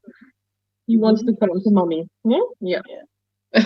То есть это ее постоянные сопровождающие, которые как тень за ней ходят, вот, и тоже пришел, да, в эфир. Вот, хорошо, что мое хозяйство не лезет в эфир, потому что у меня здесь есть голубь, и шиперка спит, потому что ему жарко, а голубь сейчас начнет махать крыльями, так что... Да, у нас много в эфире, друзья, а сколько еще у нас еще за кадром. Ну что, друзья, мы сейчас перейдем к блоку вопросов и ответов, дорогие друзья. Мы видим, что этот эфир вызывает большой интерес, действительно много вопросов поступило, мы сейчас к ним перейдем, а сейчас хотелось бы сказать несколько слов благодарности. Ну, во-первых, в адрес Йенса Киила за организацию, координацию, да, подготовку этой встречи. Ну, а во-вторых, это нашей поддержке, партнеру компании Farmina Pet Foods, производителю высококачественных кормов из Италии.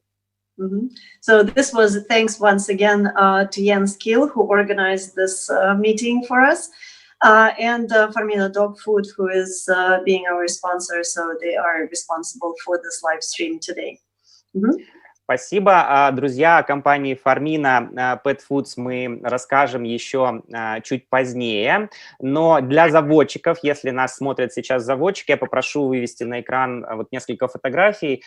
Просто скажу, что есть специальная линейка кормов Farmina Team Breeder, которая разработана для профессиональных заводчиков, и компания Farmina приглашает всех заводчиков присоединиться к этой программе, потому что компания Farmina Team Breeder – это выбор ведущих заводчиков. Спасибо за поддержку нашего эфира, который может проходить вот на таком высоком техническом уровне. Yeah, so this was a short introduction of the sponsor, because I think the technology that's used for this live stream is much more complicated than we're used to and able to do ourselves without bringing in professionals, because they're using fantastic technology back there, because we have one person who is coordinating the whole thing, bringing us onto the screen, so we don't have to spend any time on that.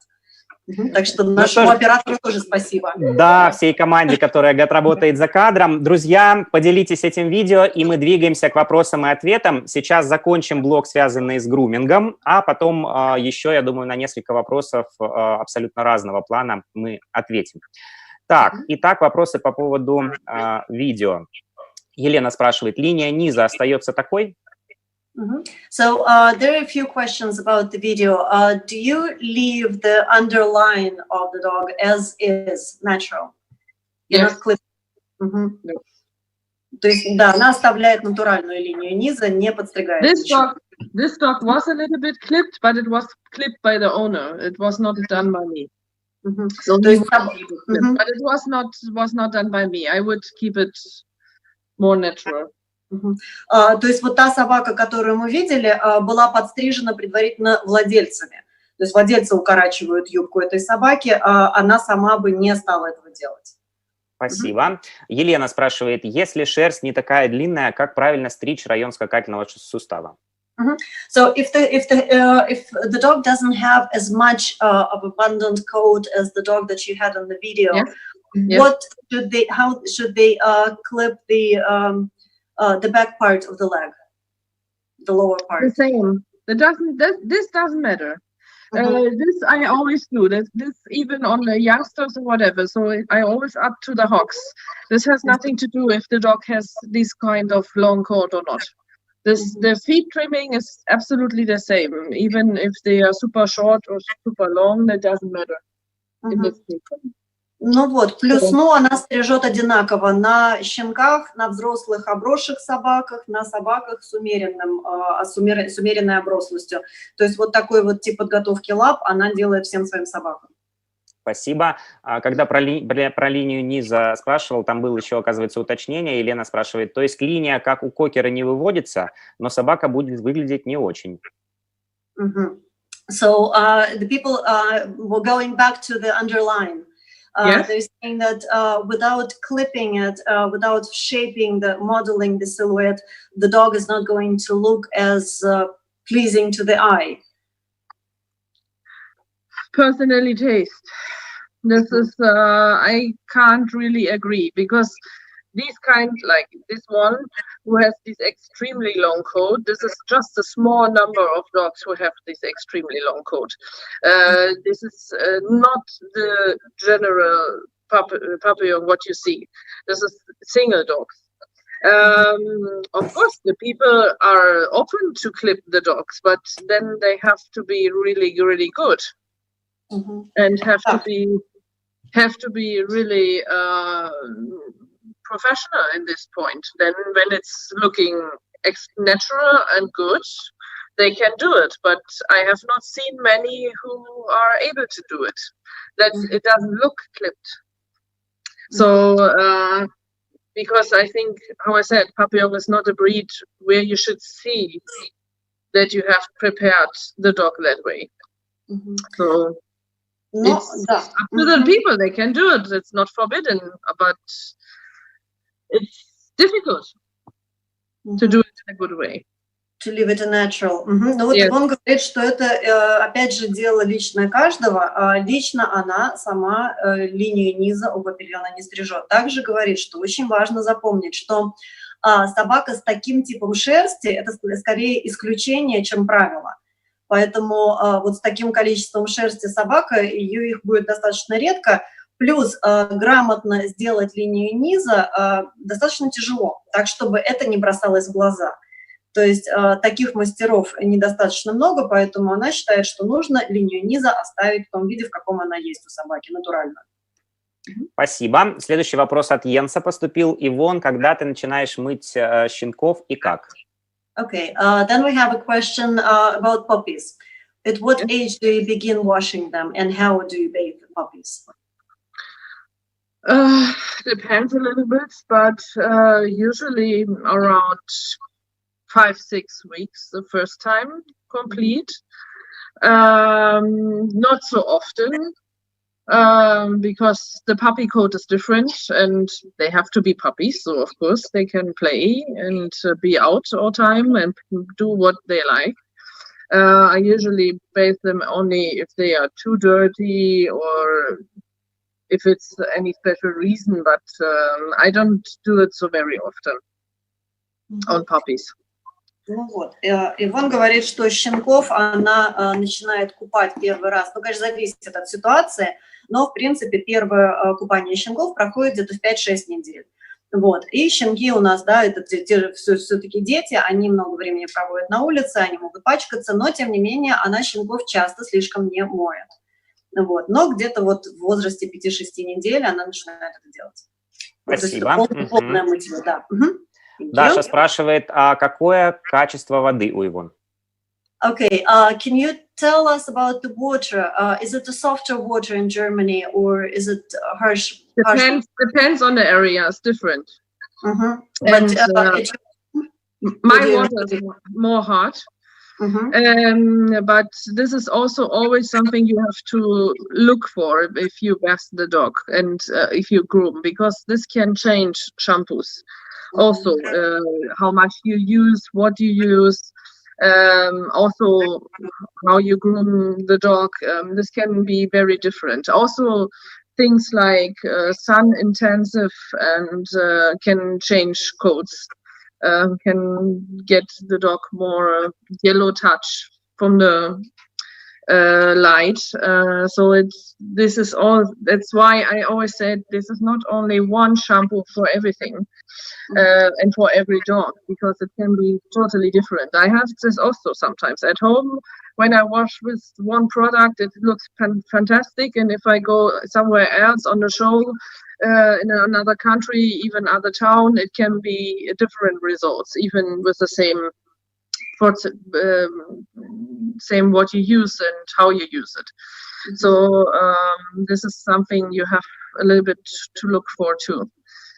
So it can be different. What's the perfect mix for you, for your dog?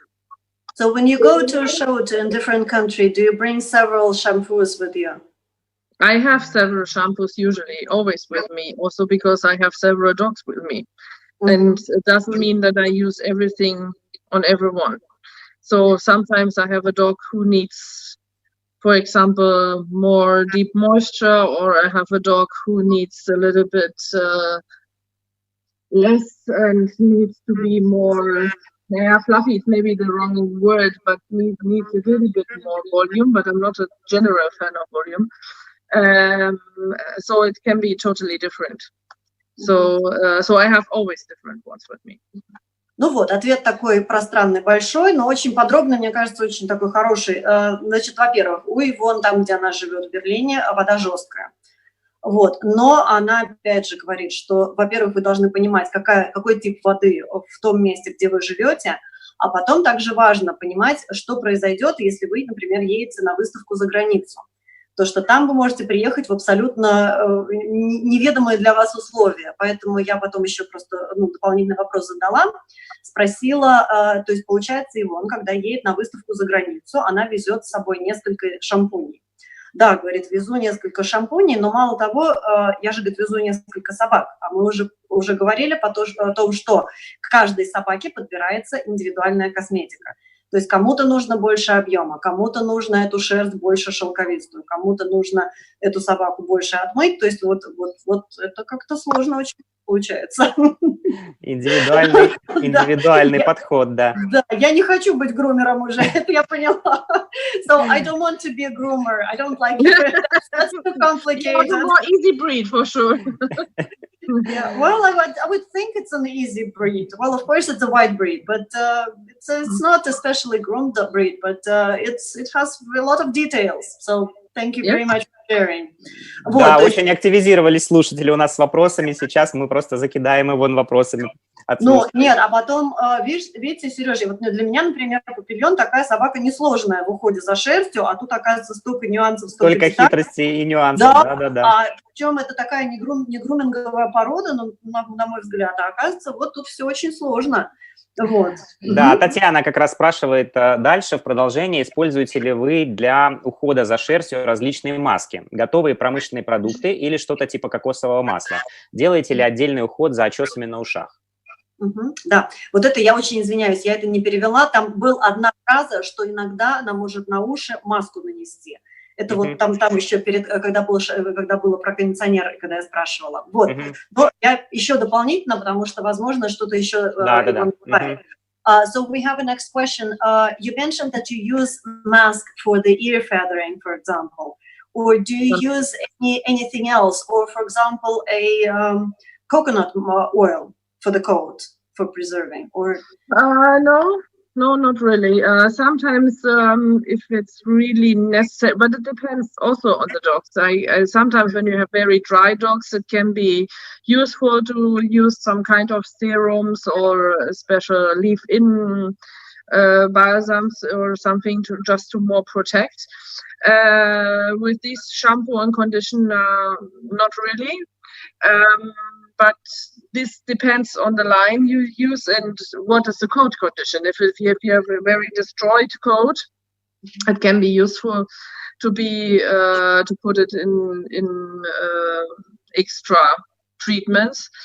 I would not say you need to have it on a regular basis directly. For the ears, I usually don't use much more. Just spraying in between and brushing, but not much more. No oil. You can use oil in some dogs, it's okay, but you have always to think about if you use oil, you need to wash it out. So people like to forget that.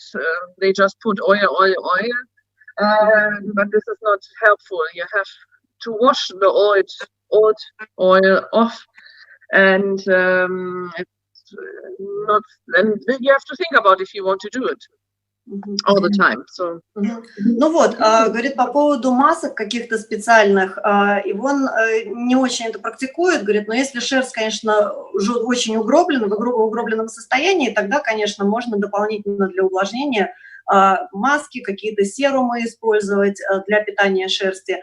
Но, в принципе, она лично этого не делает. По поводу использования масел на шерсти. Очень важно после нанесения масла, масло также и смыть. Очень многие люди забывают это сделать. Опять же, от нанесения излишнего масла и от оставления его на шерсти шерсть также портится. Вот. Но, в принципе, она говорит, ничего такого особо специального. То есть тем шампунем, который она использует, который она показала для купания собаки, в принципе, вот этого ухода уже хватает и для ушей тоже.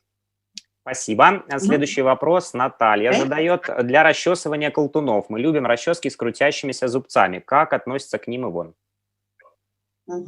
Sometimes people use for brushing out mats. Yes. They're using combs with the spinning teeth. Do you use those? Do you ever use them? No. I know, but I never use them. I'm not so into these ones. I use the real comb, or I prefer then in this case the activate brush. But I don't use the ones who go around. But this is my personally taste, so this is just what I personally do. But if people works well with them, of course they can use it. То есть она такое у нее мнение, то есть она сама лично не использует такие расчески. Говорит, если кому-то с ними получается работать, конечно, люди могут их использовать. Она для вычесывания колтунов использует, все-таки предпочитает использовать вот щетку с длинными зубцами, причем даже не расческу. Вот, она говорит, что это вот, когда там говорила там, в начале, говорит, что щетка достаточно дорогая, но она отрабатывает свою цену очень хорошо. Вот, так что такой ответ. Спасибо. Следующий вопрос от Екатерины. Пользуетесь ли вы спреем для укладки перед выставкой, и если да, то каким? Do you use any sprays to finish the dog before going into the ring? Yes, you can use, it depends a little bit, also on the dog and on the weather and everything. Usually, yes, because, but more to have it a little bit more moisture also, and that it works, that you can brush it more serious. Has nothing really to do that I want to have them sprayed so much the coat, or that I need anything special for the coat, but I like to have more moisture. And usually you should always more brush on the more wetter coat. Sometimes it's useful, depends on the dog, like always, to have a little bit these kind of finishing sprays. You can use some silk kind of spray, or you use only grooming sprays. So this is something you have also to try, what works best for this particular dog. I have also several sprays always with me, so it's also can change from each dog what I use, because sometimes you have more dry one, so you need to have it more silky and a little bit more straight, and sometimes you just want to have it more wet to finish. So it depends what you need for this dog. Вот, тут тоже, значит, ответ, ну, говорит, как правило, у нее с собой несколько видов спреев есть. Опять же, зависит, что вам нужно, какого эффекта вам нужно добиться. Если, как правило, она предпочитает добиться эффекта большего увлажнения для того, чтобы легче сделать расчесывание собаки. Но некоторым собакам можно использовать жидкий шелк для того, чтобы добиться более неспадающей шелковистой текстуры шерсти. То есть тут опять нужно экспериментировать, а главное это делать не на выставке перед рингом. То есть нужно попробовать продукт, какой эффект он даст, да, и не пробовать это делать прямо вот когда уже все. Вот. Спасибо. Следующий вопрос Наталья задает, и к ней присоединяются тоже. И все-таки гигиеническая стрижка вокруг ануса у домашних и пенсионных собак. Ну, с вопросом, наверное, как вы к ней относитесь и делаете ли? Okay, there's also a question about pet grooming or older dogs, hygienic grooming around the anus area, maybe anything else. Do you do it for older dogs, or do you leave them? No, I usually don't do it. My old ones usually get the same attention. Sometimes, because this is really typical, that Papillons in higher age start really not to like grooming. Most of them, even when they was groomed a lot the whole life, and was all show dogs, and knowing absolutely the older they get, the more they hate it, usually. So sometimes I had one or two who really was too worse later and stuff. I cut and reduced the coat. So I didn't shave, but I cut down a little bit so they don't need so much grooming anymore. I think when you do it in a nice way, that the dog still looks nice.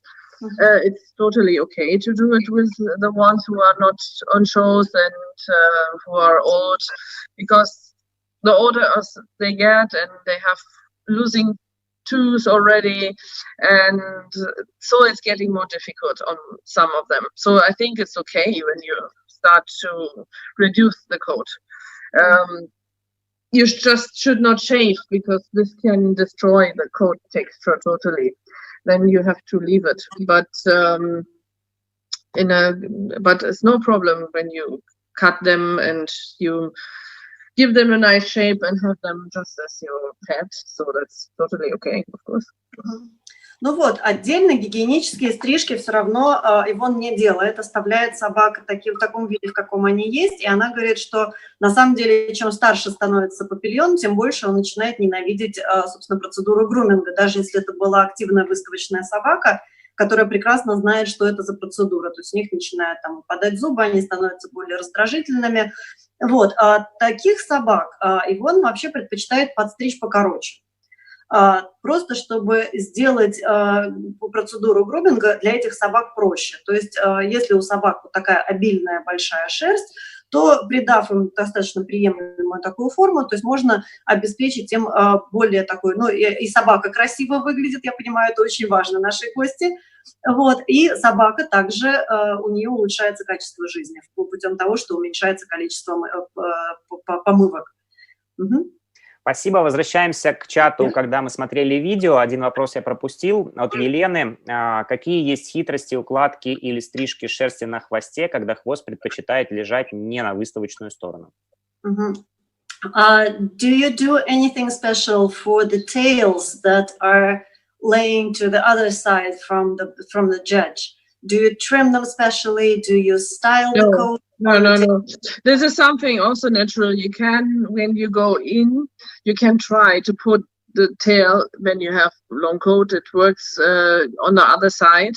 But in the end, I don't do any special trimming or anything else.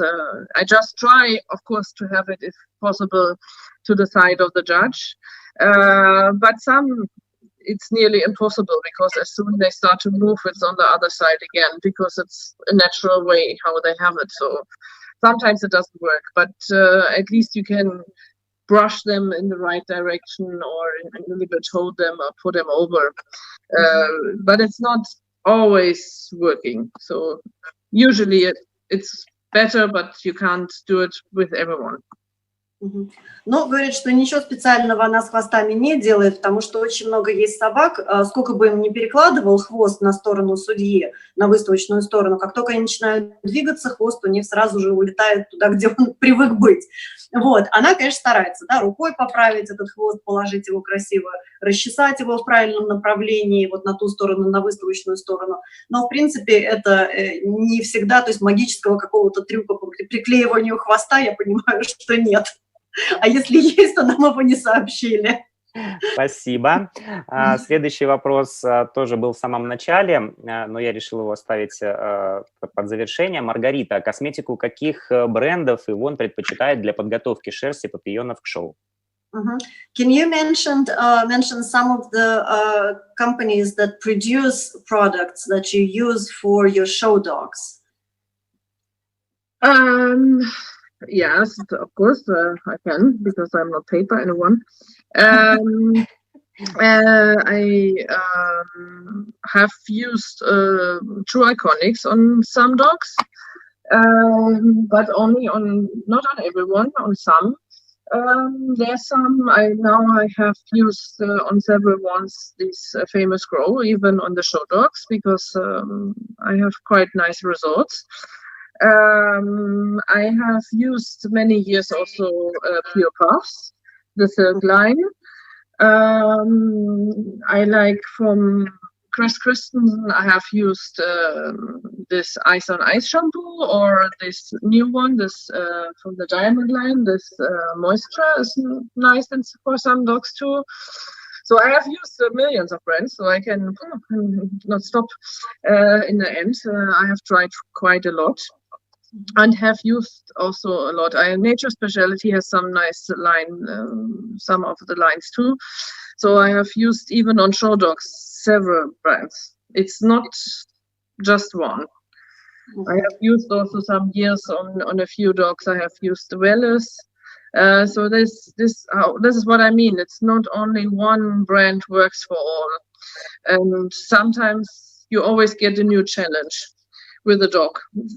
My last one took me nearly 3 years to find the right shampoo for him, because I was never 100%.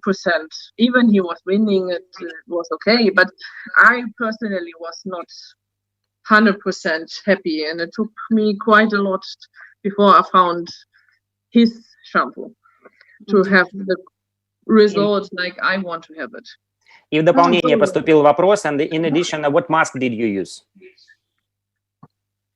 Honestly, I took from the mask, I used something I have found myself. It's not a big brand. So I use it only for myself, and it's not out in this way.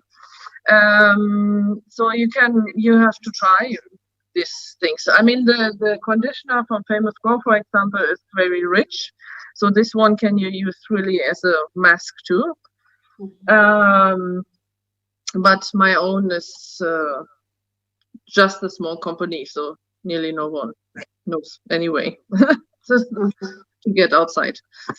But this is only now and then. It's not that I use it every time or something. It's not a super miracle stuff, but it works okay. So that's more my way I use it.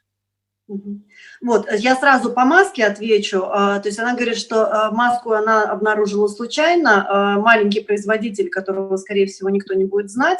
Вот, маску на самом деле нужно тоже подобрать под свою собаку, под свои нужды. Вот, а по поводу косметики можно, озвучить. Я могу все это просто записать куда-нибудь в комментарии после эфира. Да, я думаю, можно озвучить, потому что кто-то все-таки послушает, конечно. И потом, да. Конечно, а потом мы напишем в комментариях да, обязательно. Значит так, True Iconics использовала раньше очень активно, потом вот то, что было упомянуто, это было Famous Grow, вот эти синие бутылки, которые она использовала в начале мытья, для мытья собаки. Потом говорит, что есть очень приятная косметика в Nature Specialty. Потом использовала, говорит, много лет она косметику фирмы Pure Puffs, это тоже американская фирма. Крис Кристенсена Ice on Ice, отпеливающий шампунь, и линейка Diamond, это для увлажнения шерсти глубокого. Также использовала Velas. Ну и говорит, что на самом деле нужно в косметику перепробовать, перетестировать, и бывает, что попадается у вас собака, которая не подходит ничего. И у нее был кобель, которому она порядка, чуть ли не 2 года искала правильно подходящий ему именно шампунь. То есть он выставлялся, он выигрывал, но все равно его внешний вид не был таким, какой бы она хотела эту собаку видеть. Вот, то есть вот тут вот процесс такой длительный и, видимо, очень увлекательный для грумера. Да, это точно, сколько нюансов. Татьяна спрашивает, нужно ли мыть собаку после купания в морской соленой воде? Вредит ли она шоу собаки? Do you rewash a dog if it swims in the sea, in the salt water? Do you need to rewash it? Yes, yes. Salt water is definitely not good for the coat. So at least you have to when it was in the sea, definitely you have at least to wash it with clear water, so to take the salt off. I would maybe even wash with a light shampoo in general over. But at least you have to take over with clear water, because the sea is not so good when you go often. I mean, of course, once is not a problem, but if you live close to the coast, that's definitely not the best for the coat if you have it all the time on the dog. Ну вот, то есть она говорит, да, конечно, смывать обязательно морскую воду, причем минимум, который вы можете сделать, это смыть соленую воду просто водой, простой, проточной, не пресной водой. Вот, она еще так бы и шампунем бы, конечно, собаку промыла после купания в море, потому что говорит, что соль очень агрессивно влияет на шерсть и на кожу собаки. Поэтому собаку мыть нужно. Конечно, некоторым это абсолютно не актуальная ситуация, но если вы живете на побережье, сталкиваетесь с этим часто, собака у вас часто купается в море, собаку нужно также часто и смывать от соли. Спасибо. Ну, еще несколько вопросов, наверное, по грумингу, и мы будем этот блок завершать, и возьмем из других направлений вопросы. Так, Наталья спрашивает, ваше мнение о папийотках и косицах на уборной шерсти папийонов? Okay, we have a question about using papillons and braiding the feathering on the papillons. I remember that you said braiding is bad. How about wrapping the coat? I personally am not so big fan. Of course, it makes an extreme look, and you can, when you have a dog with a good genes, this way you get extremely long fringes, for example. I have seen dogs, for example, Farmina, with fringing to the floor, but the dog doesn't look nice that way, because it looks too extreme in a one point. It works when you do it just on the beginning to have a certain long length, it's okay. But when it starts to be extreme, usually when the dog has not the body and the coat on the body for it, it looks like it's the wrong dog. I have seen a Farmina who has the ears, because they wrapped them, the ears was nearly to the floor, and on the body she had just a few centimeter coat. So it was totally looking like two different dogs. From the front you thought, okay, nice in some way, but extreme. But when you saw them from the side, it was like, it was totally wrong. And even the judges, they couldn't like it at all, because it was not harmonic in any way. Because it looks not nice. And of course you can make the dog extreme in some way with this, but do we really want to have it? I mean, we don't have a Maltese. I really like coat, and I have even no problem when a dog has a natural long coat, absolutely no problem.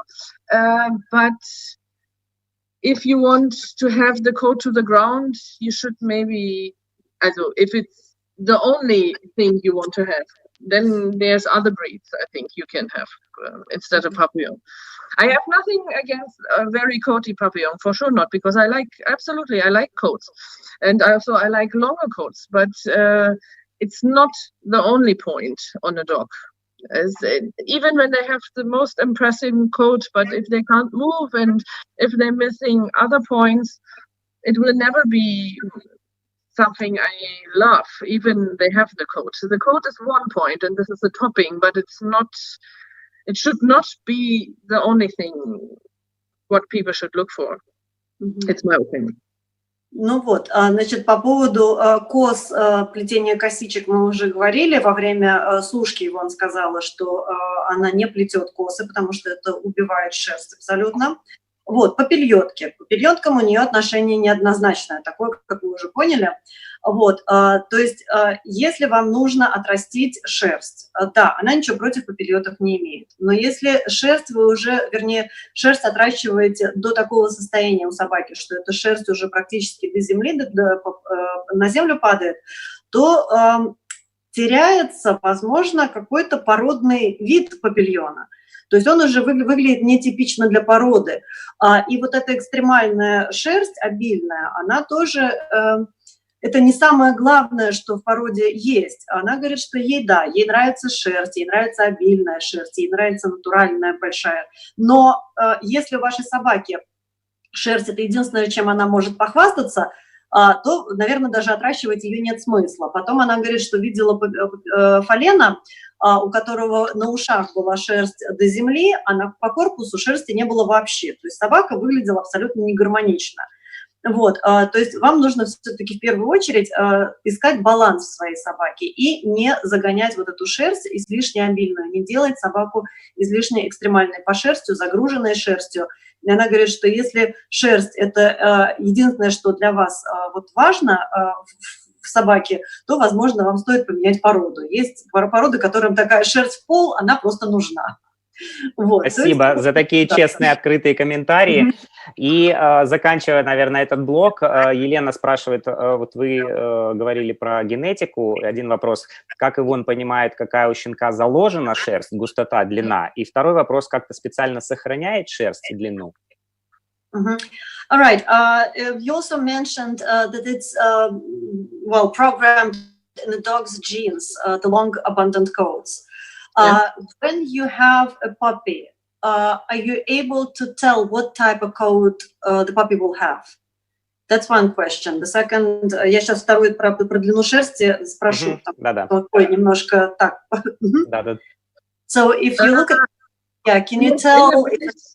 In a very small puppy, I think it's quite difficult because it can be very, very different. You can't see really so much in a small puppy, 100% for sure. Then you have to know the line because they grow also different. You more can see the texture, at least, if they start to get the real coat after they're losing the puppy coat, and what comes then. And then you can at least get a guess if it's the one who gets more or not, or you really know the line. Of course, if the line carries a lot of coat, you can expect a little bit more. But it's not so easy to see in a really small puppy.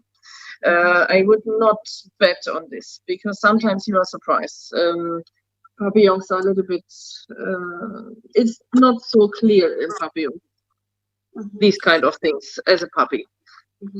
Ну, говорят, в щенках предсказать, какой будет у него тип шерсти, конечно же, сложно. Если вы знаете хорошо линии собаки, если вы знаете, что предки этой собаки несут за собой обильную густую шерсть, тогда можно предположить, что у щенка, когда он вырастет, когда у него сменится шерсть, будет отрастать уже тоже такая же шерсть. Но она говорит тоже, на 100% она бы этого не гарантировала, потому что папильоны часто могут подкинуть какую-нибудь там заподлянку сюрприз. Вот. Потом, ну, как возраст, когда она может примерно уже сказать, какой будет тип шерсти у собаки, это уже то, что начинает расти на щенке после смены щенячьей шерсти. Вот тогда уже плюс-минус можно уже что-то сказать. А так, в принципе, вы должны знать хорошо линии своей собаки, вы должны знать, что стоит за собакой в плане ее родословной. Спасибо. Ну что ж, друзья, я думаю, что этот блок мы завершим. Он такой очень обширный. Я напоминаю, что это была главная тема нашей сегодняшней встречи с Yvonne Weber. И основная тема – это все-таки домашний, базовый, основной груминг папийона. Да, но, конечно, мы затрагиваем разные вопросы, потому что не часто действительно удается пообщаться вот в таком формате. И мы надеемся, что этот формат вам, друзья, любители папийонов и заводчики очень понравится, и от такой, скажем, может, где-то даже разрозненности, да, мы сможем перейти к объединению, к сотрудничеству, к открытому диалогу и обмену мнениями. Друзья, если вы поддерживаете такой формат, и давайте поблагодарим, во-первых, Ивонн за то, что она согласилась выступить в одной из первых в этом блоке. Дайте обратную связь, нравятся ли вам такие встречи, готовы ли вы их продолжать. Ну и попросим ли мы, Ивонн, еще некоторое время поотвечать на ваши вопросы. Интересно ли вам это, друзья? Дайте нам обратную связь в комментариях. Нам очень важно получать обратную связь. И, конечно, не забывайте про лайки и прямо сейчас на кнопочку «Поделиться». Это уже такая моя просьба коронная. Мы растем, развиваемся, поэтому это тоже очень важно для нас. So I think we're gonna wrap up this section of our meeting. Thank you for sharing. Thank you for speaking so openly, because not very often we get professionals of this level who is willing to spend the time speaking to, well, to telephone and hundreds of people that you never met. But maybe this type of meetings will actually bring Papillon lovers a little bit closer together. You know, you're setting up a wonderful example for people. You know, that we're able to speak to somebody like you on the just very basic level. But it was fantastically fascinating information that you gave. Ну что, and then I think there is a few questions on a different topics. So we'll move to the third section of our interview part. Okay. Ну вот. Да, и несколько вопросов, которые я отдельно оставил, и начнем, наверное, с такого. На Ютубе Ивет задает вопрос. There are so many types of papillons, so which one do you prefer? Old-fashioned. I still into these what people like to call Scandinavian type. This is for me very butterfly, and for me, I'm still more like Papillon is a spaniel. Some countries they're getting too toy and too tiny for my personality taste. My taste. I know that it's totally different for people, but as the FCI say from the standard, from the beginning, it's the deluxe toy spaniel. I want to see still some kind of dog.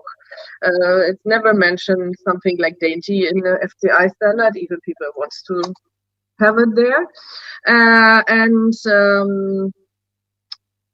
I think also that it doesn't have to be big, the dog. This is not the case, but I still want to have the full package of movement, big fringing, ears, coat. Even I personally think the Swedish lost a little bit the original type they had. It's not the same like it was in the 90s. Anyway, these kind of type of dog is still my preferred one, if I can choose. So the Scandinavian type is something that you're looking for. Yes. Ну, да, то есть вот по тому типу, который вопрос был задан, то есть в папильонах много различных типов, породных типов. Вопрос задан был Ивонн, какой ей лично тип более предпочтителен. Ну и вот она говорит, возможно, это кому-то не понравится, но вот что-то, что вот она может назвать скандинавским типом.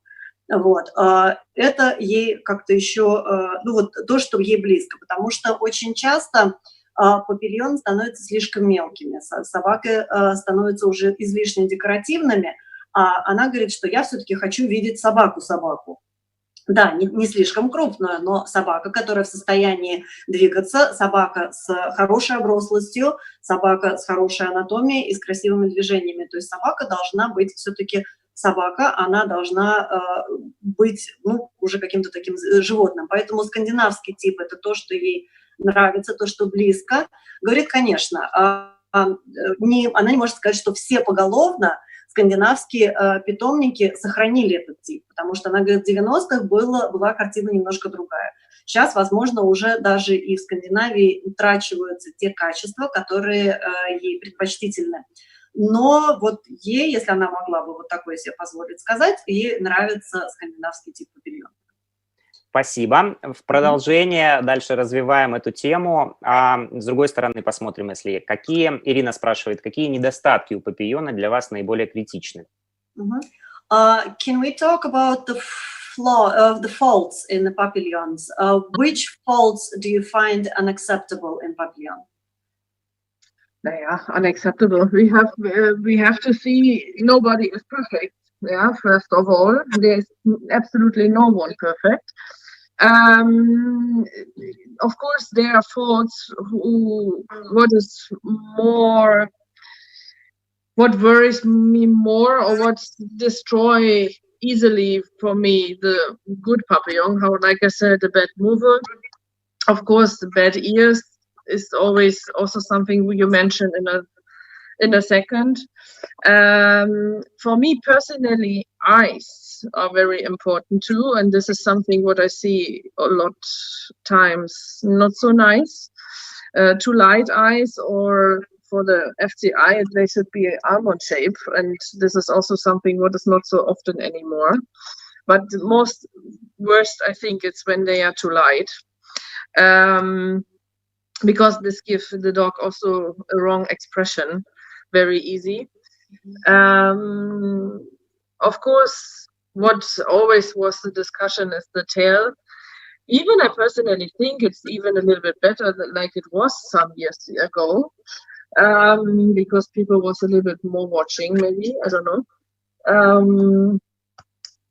And very bad texture of the coat, because this is also directly going into the eye, and if they have these kind of Pomeranian look coats, or this is something would directly catch the eye as a fault. Yeah? Some faults you can't really see when you don't touch the dog, for example, like a bad bite or whatever. Even there you have differences how bad something is. But anyway, this is the first things what come up when you see it. I'm not so into the coloring. For me, it doesn't need to be a blaze, for example. A good dog has no color. So this is not the point. Because absolutely something what should be the last thing you judge. Even some judges still don't know it. Yeah, I think this is more my list on faults. Ну вот, такой список обширный. Большой получился список, да. Да, я все записала, я все записываю, честно, у меня уже 4 странички исписаны, потому что, ну, это очень интересно и очень, на самом деле, последовательность, в которой Ивонн это перечислила, мне тоже очень интересно. То есть она, конечно, в первую очередь говорила о недостатках, которые бросаются в глаза немедленно, которые видны невооруженным глазом, без необходимости собаку ощупывать. То есть это вот самые критичные для нее недостатки.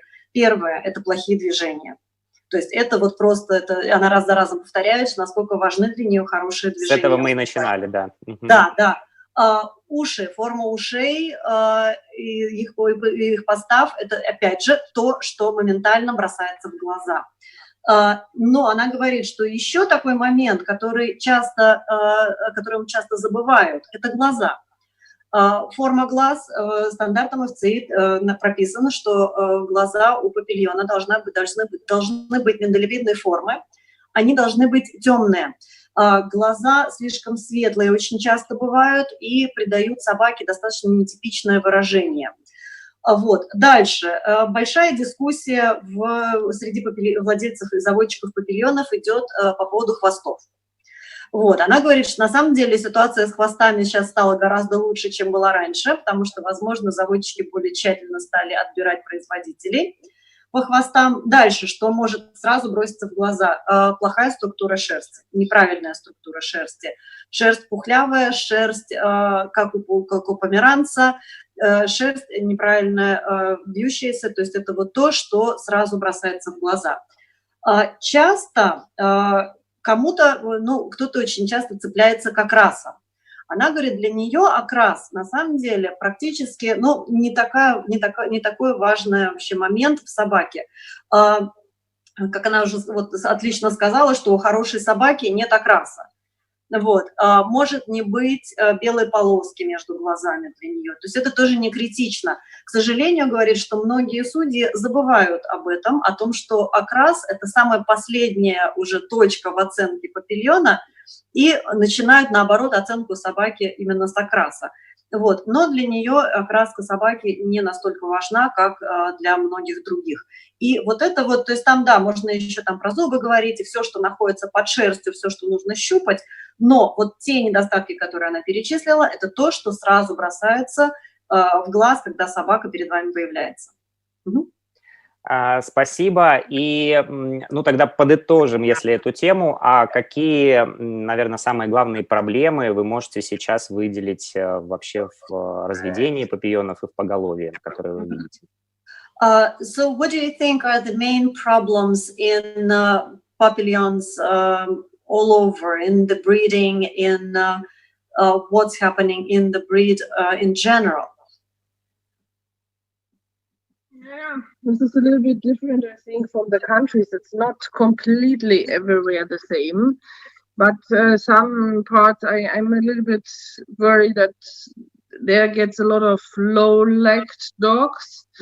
And some lines, it's not all over, but in some they are nearly a little bit over-angulated sometimes too. Of course, what we struggle like a long time is that not everybody has the perfect tail. But I think we already know that quite a long time. The size differences are sometimes very big, but even I think this getting also a little bit closer together in the world. I think the difference was before even more. You see that you have worldwide more imports and exports, so I think you can see this more and more. In general, yeah, bad coats, the things haven't really changed so much. We have sometimes, of course, we have a little bit too coarse dogs, but I don't think this is the reason that we go totally on the opposite and getting too tiny. So the medium would be better in this case. Sometimes in some areas they are sometimes even a little bit too extreme in the head for my taste. A little bit too round. And I don't know if it's the influence or personally taste of the people. Is not what I see in a papillon, and what is not my vision to have the perfect papillon when it's too extreme. This is something I'm not into. I don't like when the head is too sweet, too small, too round. This is not what I see as a perfect papillon, but this is my interpretation. This is a little bit open in some way from the standard, but Ну вот по поводу проблем в породе, конечно же, у нас вариации различно наблюдаются от страны к стране. Во-первых, в континентах разных, то есть тут нужно понимать, о чем, ну, о месте, о котором мы говорим. Но вот так вот по всей линейке, что можно отметить, в последнее время появилось слишком много коротконогих собак, приземистых собак. Много собак с экстремальными углами задних конечностей. Потом, что еще? Так, значит, шерсть. Шерсть, по шерсти тоже различные у нас проблемы присутствуют. Очень большой разброс по размерам. Есть собаки очень крупные, очень маленькие, но это тоже сейчас стало сходить, уже уменьшаться эта проблема, потому что очень активно идет обмен производителями по всему миру. Дальше, излишне грубые собаки есть, но, опять же, наличие излишне грубых собак в породе абсолютно не должно приводить к тому, что люди должны начинать разводить излишне легких собак. То есть папильон – это собака среднего костяка, среднего сложения и такая достаточно умеренная в ее личном понимании. Потому что она говорит, что сейчас в некоторых странах даже появилась тенденция к появлению экстремальных голов у папильона, да, излишне округлые, излишне какая-то вот сделана, ну, не такая, она говорит уже, что эти собаки ей часто уже, ну, не совсем типичные папильоны. У нее совсем, ну, немного другая визия папильонов в голове, у нее немножко, возможно, отличается от кого-то интерпретация стандарта папильона. Но вот в ее глазах собака это должна быть более такая умеренная вся. Угу. Спасибо за честность и открытость. Мы, когда готовились к эфиру, тоже вопросы поступали, и вот как раз из предварительных вопросов в эту тему. Расскажите, пожалуйста, как вы относитесь к крапу у черно-белых папийонов? Считается ли это браком? Крап по корпусу, на лапках и хвост. Спасибо. Okay, thank you very much for giving a very good and very deep answer to the previous question. Now we have another question, also about colors. What do you think about ticks ticking on the body and on the legs? Is it a serious fault for you? No. Because it's a spaniel. People like to forget that this is a toy spaniel. So we have to see that we have this ticking in the breed. Of course, it looks usually nicer for the eye if they are clean as possible in the white. The problem is, and this is something I have really seen over the years, when you get so extremely clean in the coat and have really no ticking at all anymore, it usually also affects the pigmentation. So it can be, it's not the same strong pigmentation very often in the dogs when they're getting so extreme white that they have really no ticking at all. Often they have pigmentation, but it's not these really jet black what they should be, and also the lips and whatever. So more and more you have the super nice clean dog, but to keep the good pigmentation in the same moment, it's getting more and more difficult.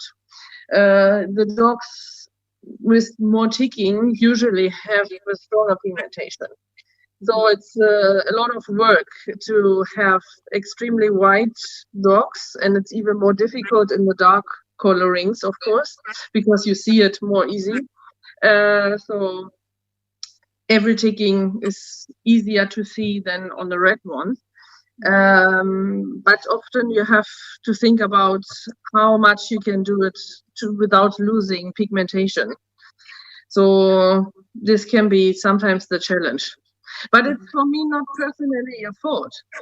It's just my preference, of course, that it should not be too much ticking. And of course, if you breed these kind of dogs, you should look for it, that you don't breed to another one who has strong ticking.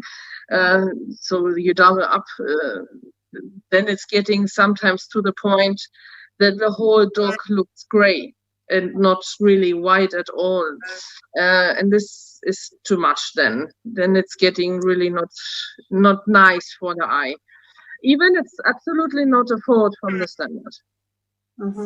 Вот, ну, значит, по поводу крапа. Это для Ивонн не является серьезным недостатком. На самом деле, да, вот она то, что сейчас сказала, я даже не знала. То есть она говорит, да, что порода все-таки нужно не забывать, что это спаниель. Это карликовый континентальный спаниель, которому вот в спаниелях присущи все-таки крап в породе. Она говорит, что да, конечно, эстетически очень здорово иметь чисто белую собаку без крапов по корпусу и лапам, но что она заметила как заводчик, что тогда у таких собак, как правило, происходит ослабление пигмента.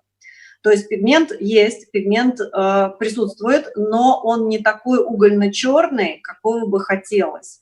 Поэтому вот работа по выведению чисто белых собак без крапа по корпусу, возможно, может привести также к утере пигмента. То есть нужно очень тщательно обращать внимание на то, что происходит с пигментом. Про пигмент мы говорим, это мочка носа, губы и обводка вокруг глаз. Вот, потом, значит, также в разведении, да, то есть двух ярко крапчатых собак между собой вязать не стоит, потому что это приведет к еще большему увеличению крапа. На некоторых окрасах крап практически может быть незаметен, например, на бело-рыжих собаках. Черный крап, конечно, бросается в глаза. И, конечно же, когда у вас крапа уже столько, что собака выглядит серой по корпусу, это уже и эстетически некрасиво, вот тут уже, конечно, перебор. Но, в принципе, она не считает, что это большим недостатком, и говорит, что с точки зрения стандарта крап также не является недостатком. Спасибо. Еще один вопрос, по которому тоже разные мнения. Как вы именно как заводчик относитесь к зубной формуле и использованию собак вот с различными, да, там, как можно сказать, недостатками, да, в этом вопросе? Отходами от идеала. Да. Это политически корректно. All right. Then the next question is to you as a breeder as well. Teeth. How important the number of teeth and the quality of teeth for you are in the breeding? This is really a point, I think, what got more worse these days. Because a lot of top winning dogs was not so perfect in bite. And the influences to see in some way. The numbers of teeth. I'm not so extremely picky when it comes to the PGs. I think this is a toy breed, and then you have to lose something. It's not so worse. When it comes to the front, to the incisors, you should prefer a good bite, but it's absolutely not when there's one tooth missing. I think it's not really right to punish the dog for it when the bite in general is correct, because the standard is not so. It's doesn't say so much in this point. Just strong, good closing bite, so you can afford only over or undershot. So you still have free space there as a judge, or even as a breeder, but you should absolutely not totally forget it, because the problems really double up, and more dogs carry not so good bites, and you get it more and more in the offspring. So I think it's something people should not super picky, but absolutely should also look for. They should not ignore it. Yeah, I think it's not good to put down a great dog because, for example, he has one missing tooth. This is also not helpful if you give a very ordinary, let's say, or very just a very good dog the win instead of the one who is really the real winner, or should be the winner, and just missing a tooth. So this is something what is not in balance at this time. But of course, when it's starting to be not really to see anymore what kind of bite it is, then I can absolutely understand that judges say, no, this is not acceptable. And breeders always at least have to have an open eye for this problem.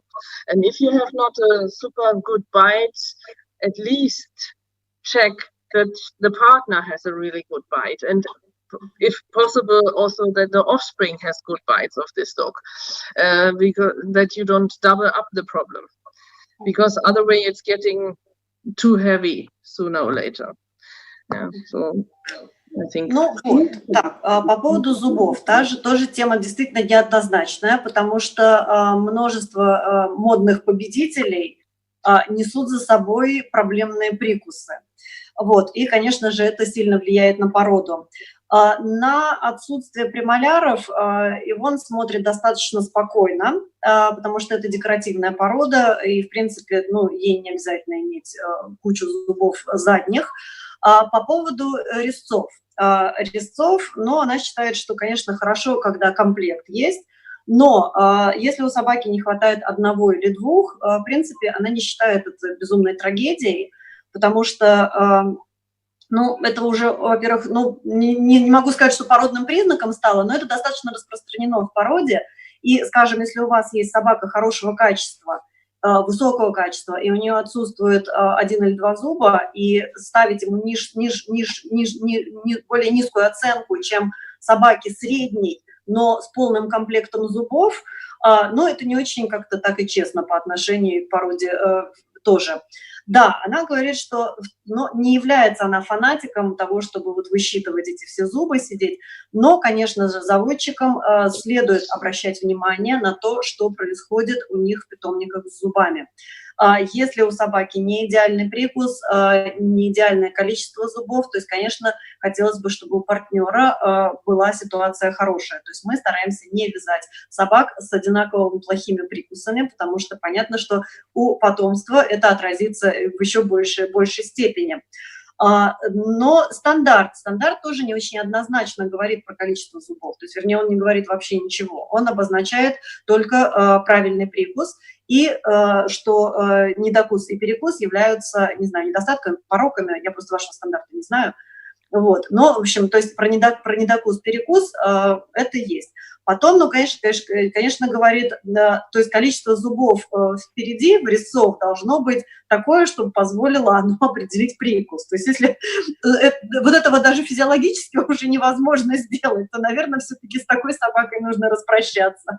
Но до тех пор, пока такого откровенного криминала нет, и 1-2 зуба можно собаке в резцах отсутствующих простить.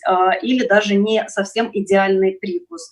Единственное, я говорю, что нужно обязательно обращать внимание в дальнейшем разведении, что вы делаете с этой собакой.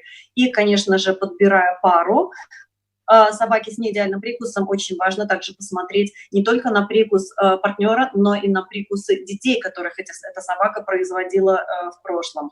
Вот вам про зубы. Спасибо большое, очень интересно и обширно. Действительно, такой уровень открытости задан, да, что я думаю, что следующим спикером будет непросто нам отвечать на вопросы, да. И следующий такой вопрос. По вашему опыту, всегда ли успешная, красивая собака является хорошим производителем? All right. Next question is based on your experience. Does it always happen that the beautiful and successful dog produces good puppies? No, certainly not. It's not so easy. Especially females, it's very difficult that you have really top-winning females who produce nice. Whatever is the reason. Some people say they keep the pretty genes by themselves, but usually not. It's not that automatic. If one dog is extremely high winning and is quite popular right now, that the offspring is similar in quality or something. You need to know, and this is experience. What is, of course, not so easy to get, but you need really to know which two dogs could match in their good points and in their bad points. And I always say a little bit, the people need to have the vision what they could get in some way. But unfortunately, it's not so easy that the successful ones is good producing. I have seen several really top winning dogs, and some people use this dog and had absolutely no good puppies at all. Others use the same dog on their girls, and it was a boy in this case, and had absolutely top winning offspring. So it can really be very different, and not everyone is the perfect match to another, to male female in this case. So it's not so easy. It's not that you go to the top winner and you have your top winner. If it would be so easy, we would have quite a lot of top winners. So there's this absolute, I think no long time breeder would ever say this. it's not happen. You just can wish and hope for, but not directly any guarantee that the top winner produce top winners. Unfortunately not. Ну вот, отвечая на вопрос, бывает, то есть обычно бывает ли так, что красивая, успешная собака также является успешным производителем, Ивонн сказала, что она бы очень хотела, если бы все было так легко. К сожалению, и, наверное, как правило, такие вот известные производители, бывает так, что они не производят вообще ничего впечатляющего, в то время как можно взять собаку более простую и получить от нее великолепное потомство. В первую очередь заводчику, подбирая пару, нужно иметь достаточно четкое представление, как комбинируется, как складываются между собой линии, как одна линия наложится на другую, что получится в результате этой комбинации. То есть заводчик, планируя комбинацию, должен все-таки иметь визию какую-то в голове. То есть слишком такой вот, простой подход, да, то есть у вас есть топ-производитель, вернее, топ-победитель, знаменитая собака, вот давайте мы будем срочно от него получать еще топ-собак.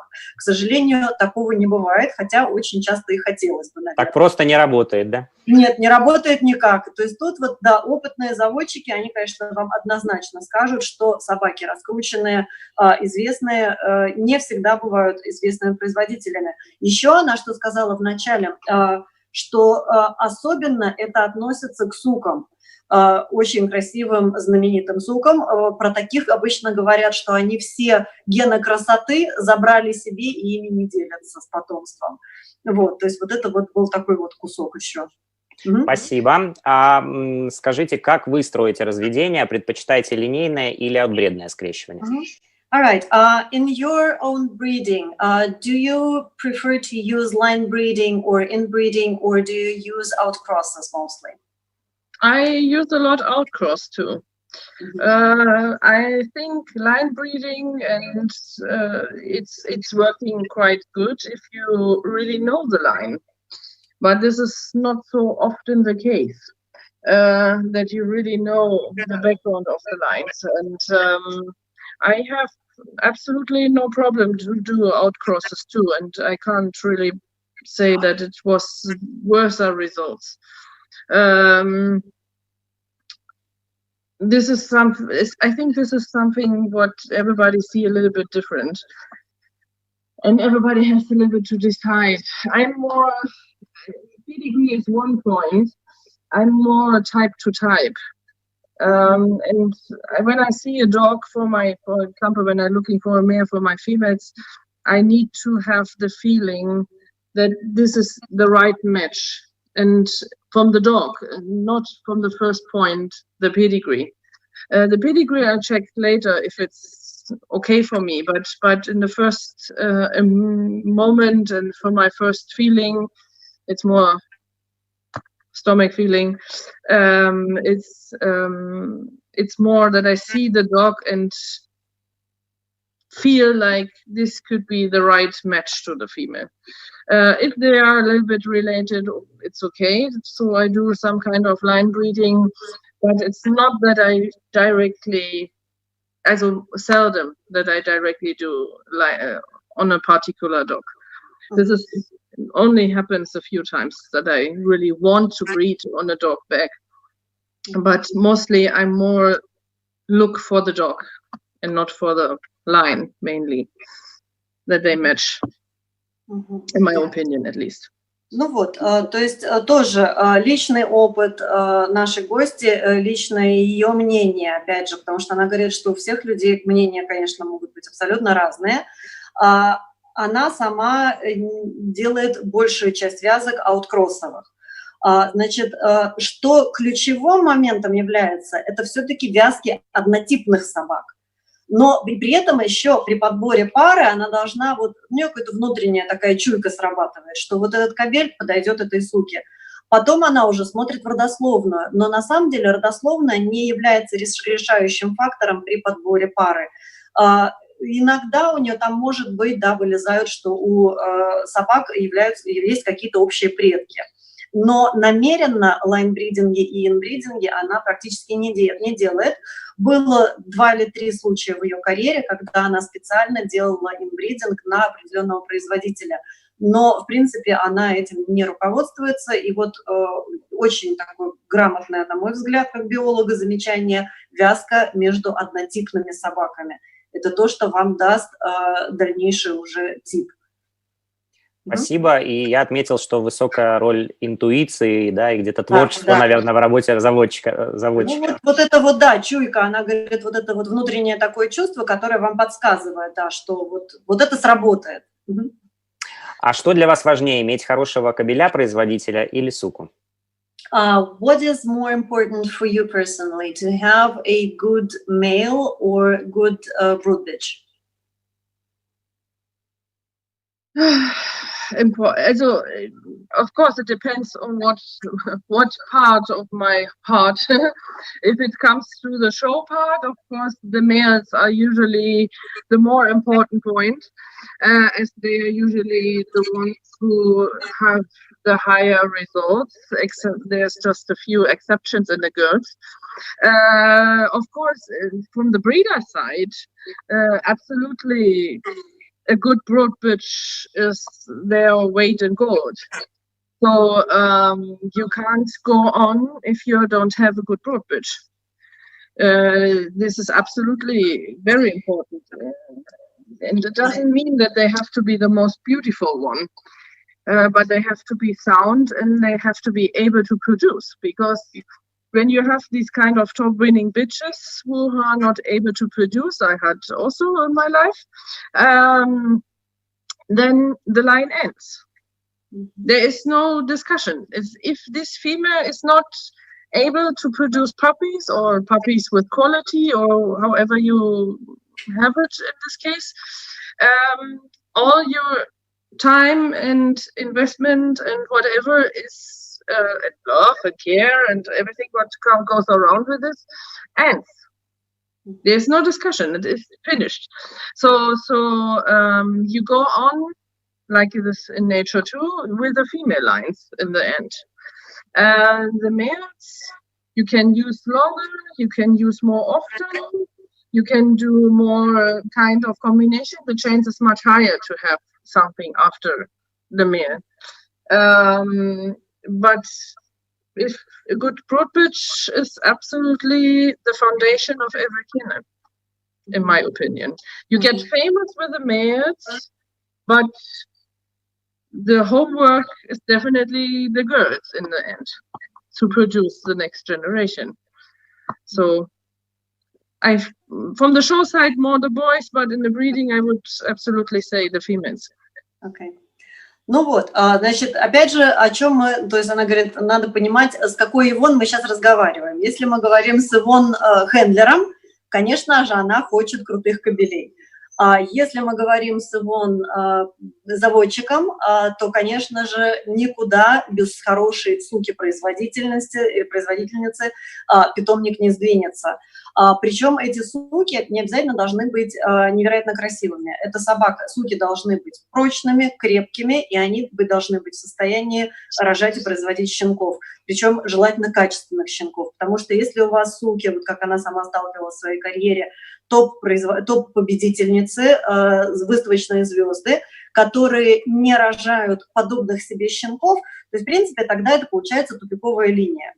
Вот, то есть заводчику некуда абсолютно с такими суками двигаться. То есть суки должны быть в состоянии рожать щенков, рожать качественных щенков. С кобелями вы уже можете играть, вы можете придумывать комбинации, вы можете вязать со своими, вы можете вязать с чужими, но сука-производительница – это та основа, на которой строится работа любого питомника. То есть как заводчик однозначно, она может сказать, что с мальчиками вы становитесь знаменитыми, а девочки делают всю домашнюю работу. Вот, то есть Спасибо. вот это, да, эта фраза чудесная. Я ее Очень, себе очень ценно, надо вынести прямо ее я отдельно. ее украду однозначно, да, для каких-нибудь своих семинаров. Вот это прям здорово, да. Супер. Вопрос от Ольги в чате поступил. Как Ивонн относится к собакам-носителям в разведении и собакам с люксацией пателлы низких степеней 1-2? Выводит ли их из разведения? А носители, собственно, коленок, Носители, ну, я думаю, что здесь на самом деле носители генетических заболеваний. У вас не есть только, какие-то еще? да, там Окей, хорошо. сетчатки и так далее. Там есть варианты. All right. Okay. This was a double-sided question again.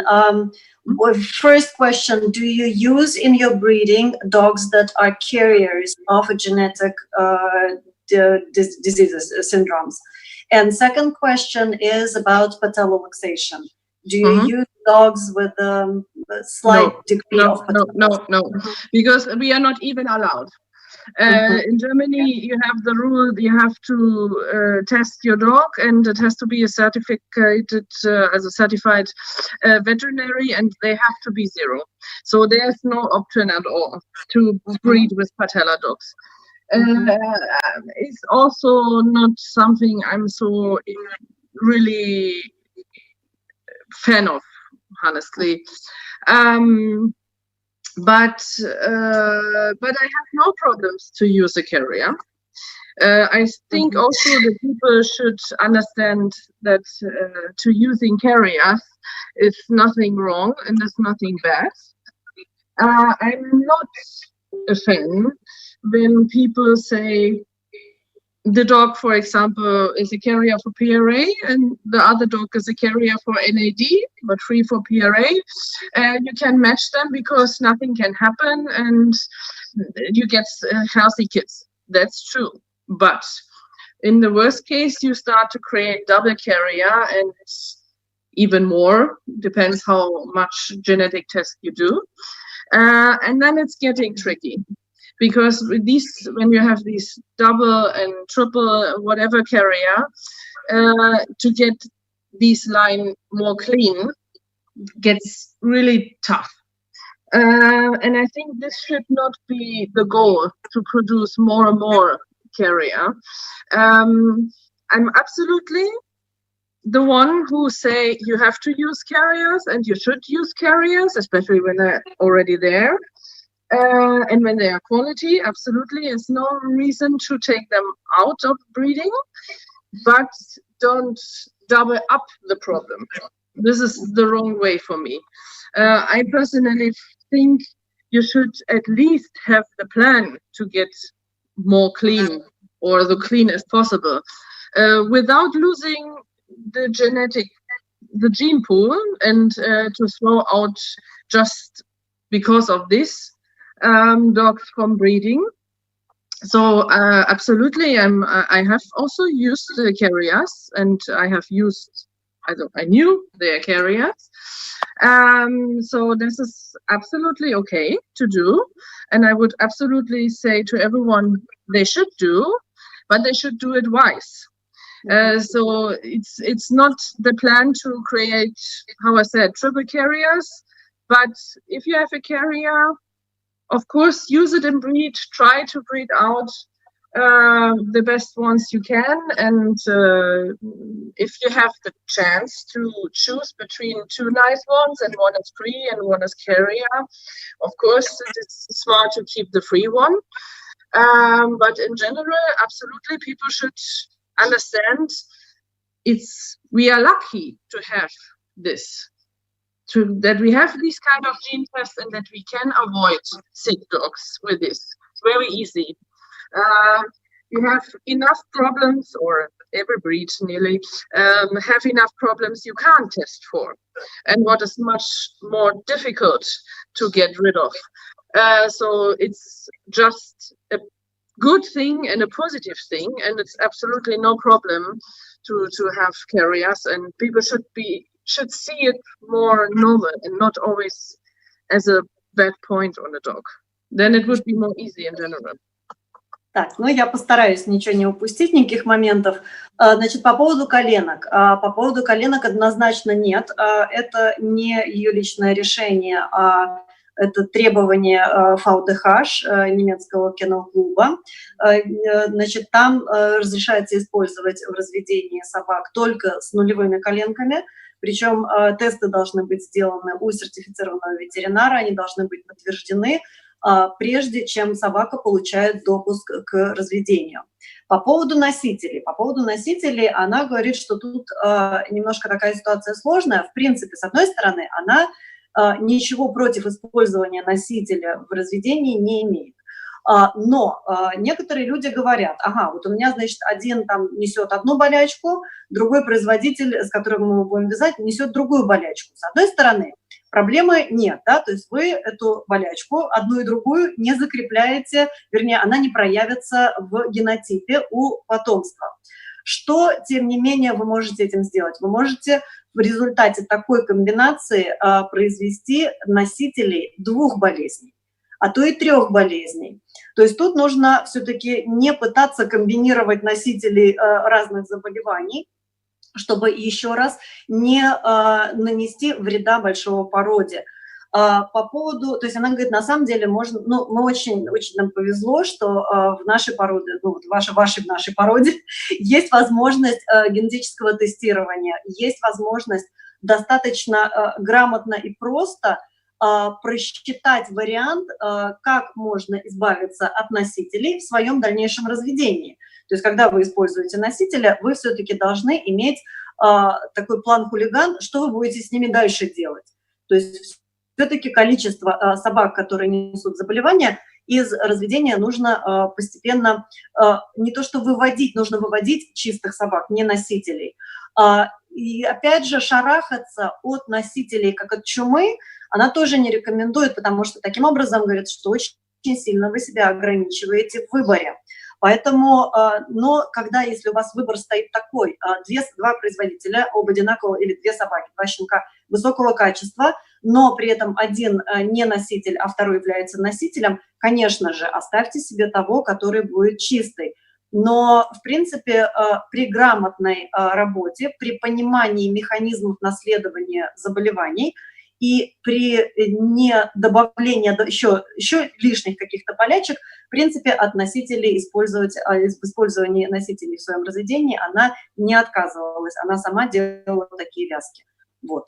Спасибо, да, она там упоминала еще 2 заболевания, да, которые специфичные, да, это ПРА, атрофия сетчатки глаза, и НАД, это нейроаксональная дистрофия. да. Вот такие, да, и, соответственно, когда говорила про сочетание 2 носителей, наверное, вот про это, да, она? Да. Нет, не то, что конкретно эти болезни, а просто... Это как примеры просто приводила.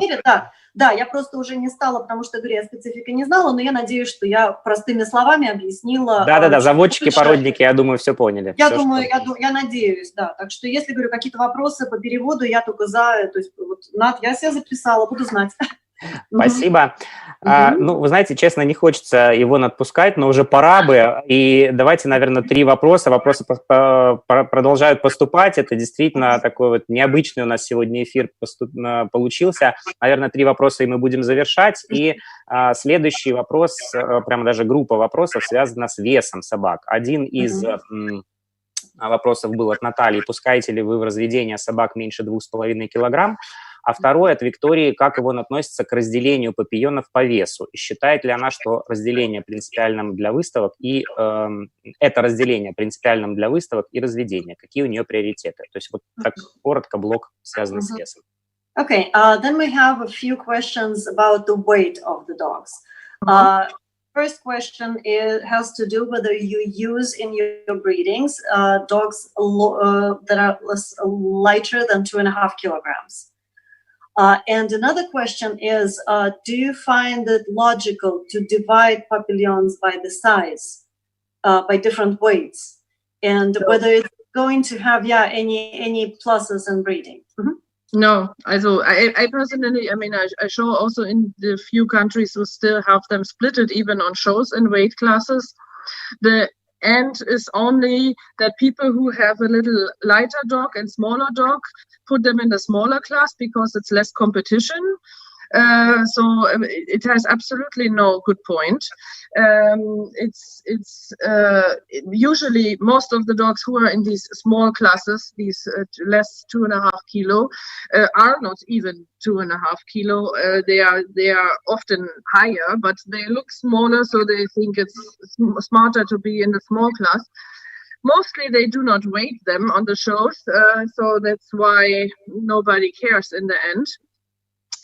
I personally see absolutely no reason to do it because I have never found any plus point in this. I personally think also that a small dog, as a smaller dog, can win also. It's not really true that they only lose because they are small. I personally think it's very often that the smaller ones have easily not the quality in some way. So they are often in the movement less good, and it's more the structure than the size, I think, that judges do not put up. I had some nice smaller ones who did really well, so I have showed them in several countries, so it's not in general the size, and it's more really also the thing of the structure. Under 2.5, I have no dog inbreeding. I also personally see for females they should have at least 3 kilo, because if they have to raise a litter, and I see that it's usually more tough for the small ones, and this is something. I have started with my first Papillon, and when she started, she was quite thin. And she was not really small in height, but she was quite thin, so she had not so much weight. What became much more when she was older. So there's a difference. If a dog is extremely thin, for some reason, can be age, can be bad eater, whatever, or if they really are small. So this can be very different. The same is also for bigger dogs. There can be dogs quite big in height, but you don't feel that they are so big because they are still good, fine bone and everything. But if you really measure them, most people do not do this really, or only measure what they want to see.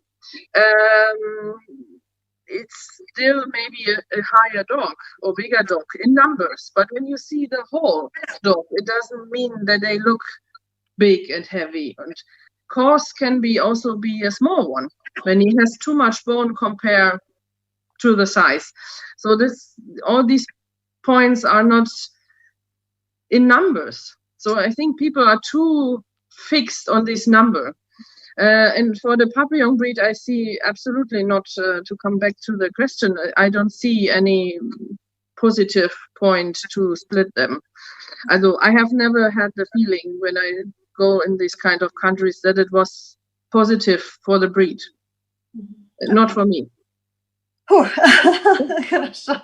Так, no, you're good. No, it's very interesting. Actually, I find it extremely educating. It's hard to think about translation because you're just learning.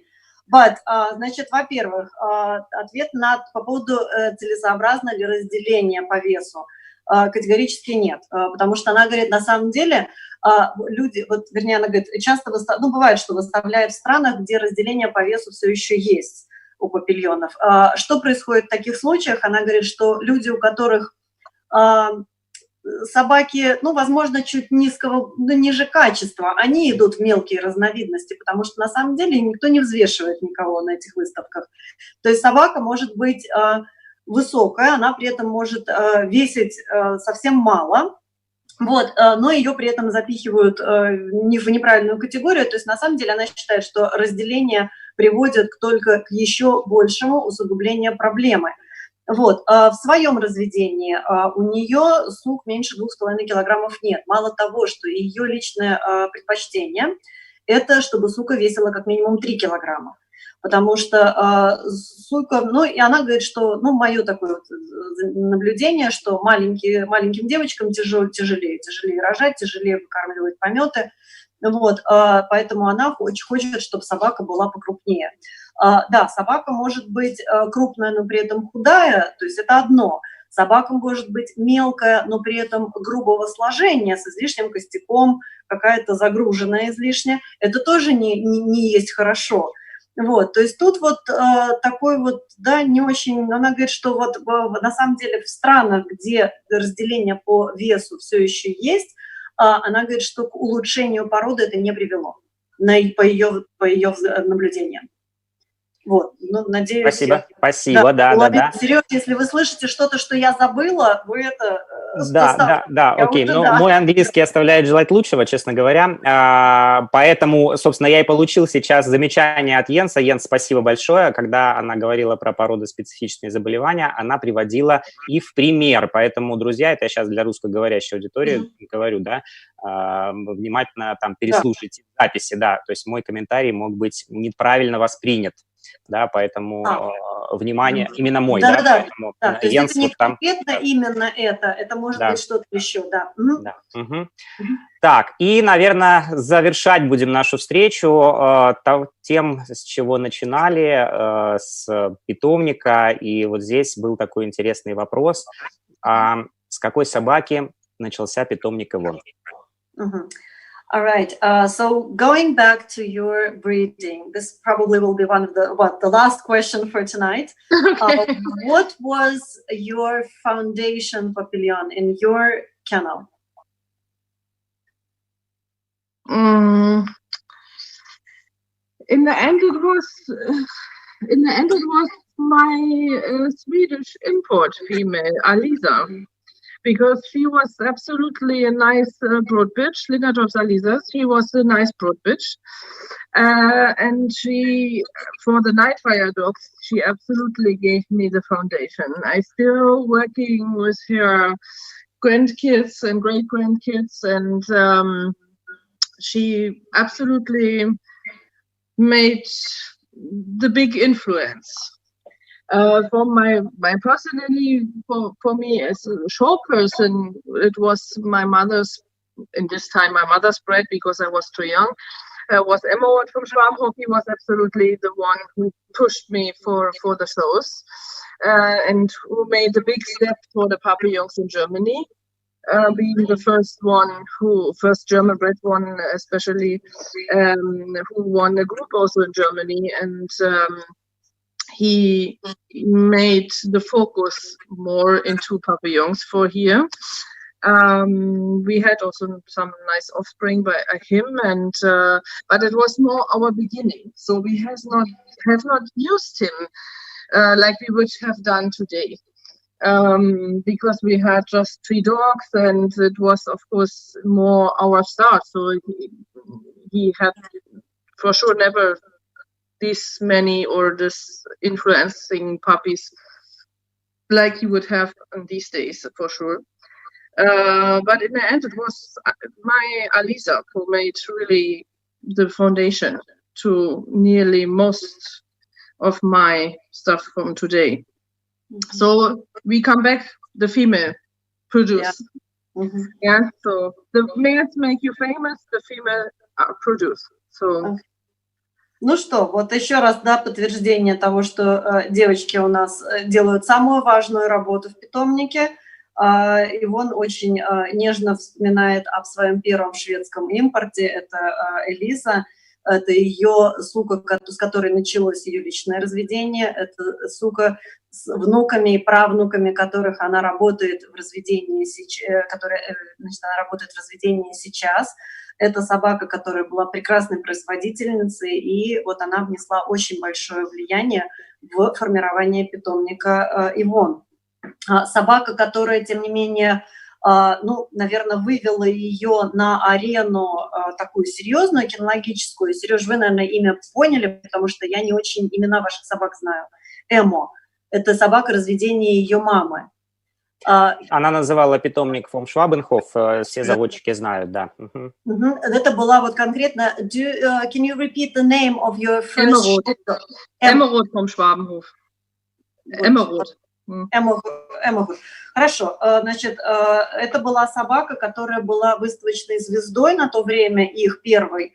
Говорит, к сожалению, он не был использован в такой степени, в какой бы он был использован на выставках сейчас, не на выставках разведения, но, тем не менее, это вот собака, которая очень сильно привлекла внимание папильонов в Германии на то время, потому что это был первый папильон, который выигрывал группы, это был первый папильон, серьезная собака, разведение их питомника, но у них на то время было всего 3 собаки, вот, то есть, в принципе, не с чем было его использовать. Вот, но, тем не менее, основательница, еще раз отвечая на ваш вопрос, основательница питомника, первой сукой-производительницы, это была шведская сука Элиза. Ну что ж, друзья, давайте поблагодарим Ивонн за такую увлекательную беседу. И вот этот блок, он был особо интересный, мне кажется, для заводчиков. И нам, мне кажется, очень интересно, Ивонн с разных сторон сегодня, да, показала свой профессионализм и как хендлеры, как грумеры, как заводчик и как владелец. И вопрос, которым мы точно завершим, а чем же Ивонн занимается в свободное вообще от выставок, от груминга, время, может быть, есть какие-то увлечения. Вот, мне кажется, вы сегодня стали многим интересны как личность, очень разносторонне. So thank you very much for showing us different sides of your personality, your dog world personality, for showing how professional you are as a groomer, as a breeder, as an exhibitor, and papillon owner and specialist. But the very last question is, what do you do in your spare time? What do you enjoy doing? Yes. I'm happy when I have not to do so much, and I love to enjoy the nature with my dogs these days. This is something what I really enjoy mostly right now, and to be at home with our other animals, and this is something what is these days, I think, really my most favorite time of the day. Ну вот, на самом деле, она говорит, что она сама не очень любит такие моменты, когда нечем заняться, вот, но, тем не менее, вот карантин стал прекрасной возможностью отдохнуть, провести время со своими собаками, ей нравится на природу выезжать с собаками, проводить просто с ними время, проводить время просто с своими домашними животными. То есть вот это была возможность немножечко перегруппироваться, возможно, в предвидении дальнейшего, того, что нас ждет. Спасибо. Ну и напоследок попросим Ивонн выбрать лучший вопрос, который ей понравился, и сказать пару слов в заключение нашим слушателям. Вы пока это переведите, а я несколько благодарностей скажу, пока Ивонн подумает про лучший вопрос. Okay, now you need to choose the best question. What was your favorite question to answer? Дайте время подумать, а я пока скажу благодарность. Think about it. Sergey has to say thanks to the very important people who made the impact, but something that. Да, ну что, друзья, на самом деле сегодня был просто замечательный эфир для всех любителей папийонов, для владельцев, для заводчиков. Я очень надеюсь, что не только русскоговорящих. Вот здесь благодарности, большое спасибо за такой формат всем организаторам, участникам. Очень интересно, спасибо огромное. Спасибо прекрасному заводчику за честную, развернутую беседу, за очень качественный перевод. Спасибо, прямо несколько благодарностей, Светлана, вам отдельно, персонально поступает, очень тепло, атмосферно. И действительно было очень интересно, друзья. Если вам понравилось, дайте нам обратную связь, поддержите нас в комментариях, это очень важно для нас. Если вы хотите, чтобы такие встречи продолжались именно в породном сообществе папийонов, и мы продолжали такую серию «Папийоны мира», напишите, кого вы хотели бы пригласить в прямой эфир, отметьте их в комментариях, дайте им возможность посмотреть этот эфир в записи.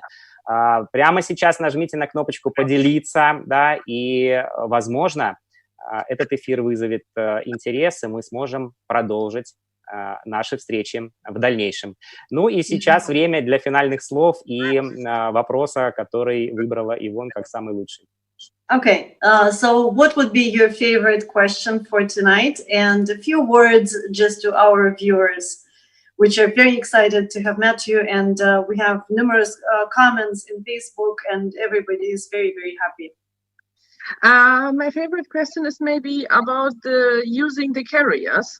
Even it's not so super special, but I think it's important, especially for beginners or for people who are not so into this, that they lose maybe a little bit their scary moment to use these kind of dogs. And I think this has the biggest influence and effect for the breed when people understand to use wisely these kind of dogs too. So I think this is one of my favorite questions. So I think this one. Most definitely. Ну что, любимым вопросом, с вопросом, который, наверное, затронул такие чувствительные нотки в душе Ивонн, это, конечно, вопрос был про использование носителей заболеваний генетических в своем разведении. Она говорит, что этот вопрос был особенно важен, возможно, для начинающих заводчиков, которые не уверены в своих возможностях, которые не уверены в том, что часто делают, и,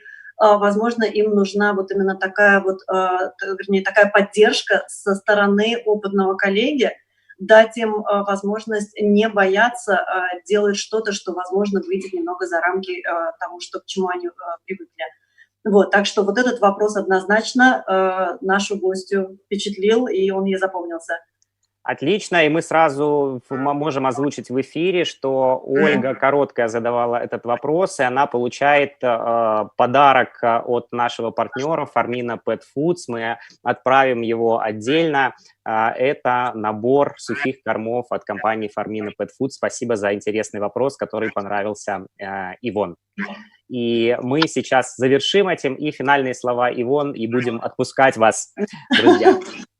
Okay, a couple of words to our viewers, a word of advice to beginning breeders, maybe. Enjoy your dogs first of all, most important. Thank you for letting me have here and for some nice time here. I hope some people maybe get some positive tips or at least some question answers, at least a little bit. In the end, today it's more easy to start in some way with the dogs because you have much more information, easy to get than it was before. And first of all, enjoy the babies. That's the most important, whatever you do. Great. Thank you very much. Thank you. Ну и, в общем, что, совет, конечно, всем, это все-таки любить своих собак, наслаждаться их компанией. Сейчас гораздо, наверное, для начинающих заводчиков проще стало войти в разведение, потому что очень много информации, очень новые технологии позволяют перешагнуть, вернее, расширить границы мира. Вот, поэтому, на самом деле, пользуйтесь тем, что вам предоставлено, теми возможностями, что у вас есть, но не забывайте о своих собаках, продолжайте их любить и наслаждайтесь их компанией. Все, большое спасибо. Вот, я думаю, что... Да, все, мы завершили, друзья, спасибо большое, и хотелось бы сказать отдельные слова благодарности вам, дорогим слушателям, большая благодарность Светлане Валуевой, которая сегодня с нами 3 часа работала в прямом эфире, ну и, конечно, дорогие друзья, отдельная благодарность нашим партнерам, партнер трансляции компания Farmina Pet Foods, производитель высококачественных кормов из Италии. Я думаю, можно сейчас картинки показать. И мы, друзья, уйдем из эфира дальше приглашать наших замечательных гостей. Да? Компания Farmina Pet Foods – это специальная линейка кормов, которая разработана для профессиональных заводчиков. И компания Farmina приглашает всех заводчиков присоединиться к программе Farmina Team Breeder. Ну что ж, друзья, благодарим вас. Спасибо за то, что вы были с нами. Это образовательное сообщество DogWinner. И с вами были Сергей Сидоров, Yvonne Weber и Светлана Валуева. Пока-пока и до новых встреч, друзья. All right. Good night. Auf Wiedersehen. Спокойной ночи. Большущее спасибо. Все, пока-пока. Спасибо, пока-пока. Нас выкинут из эфира.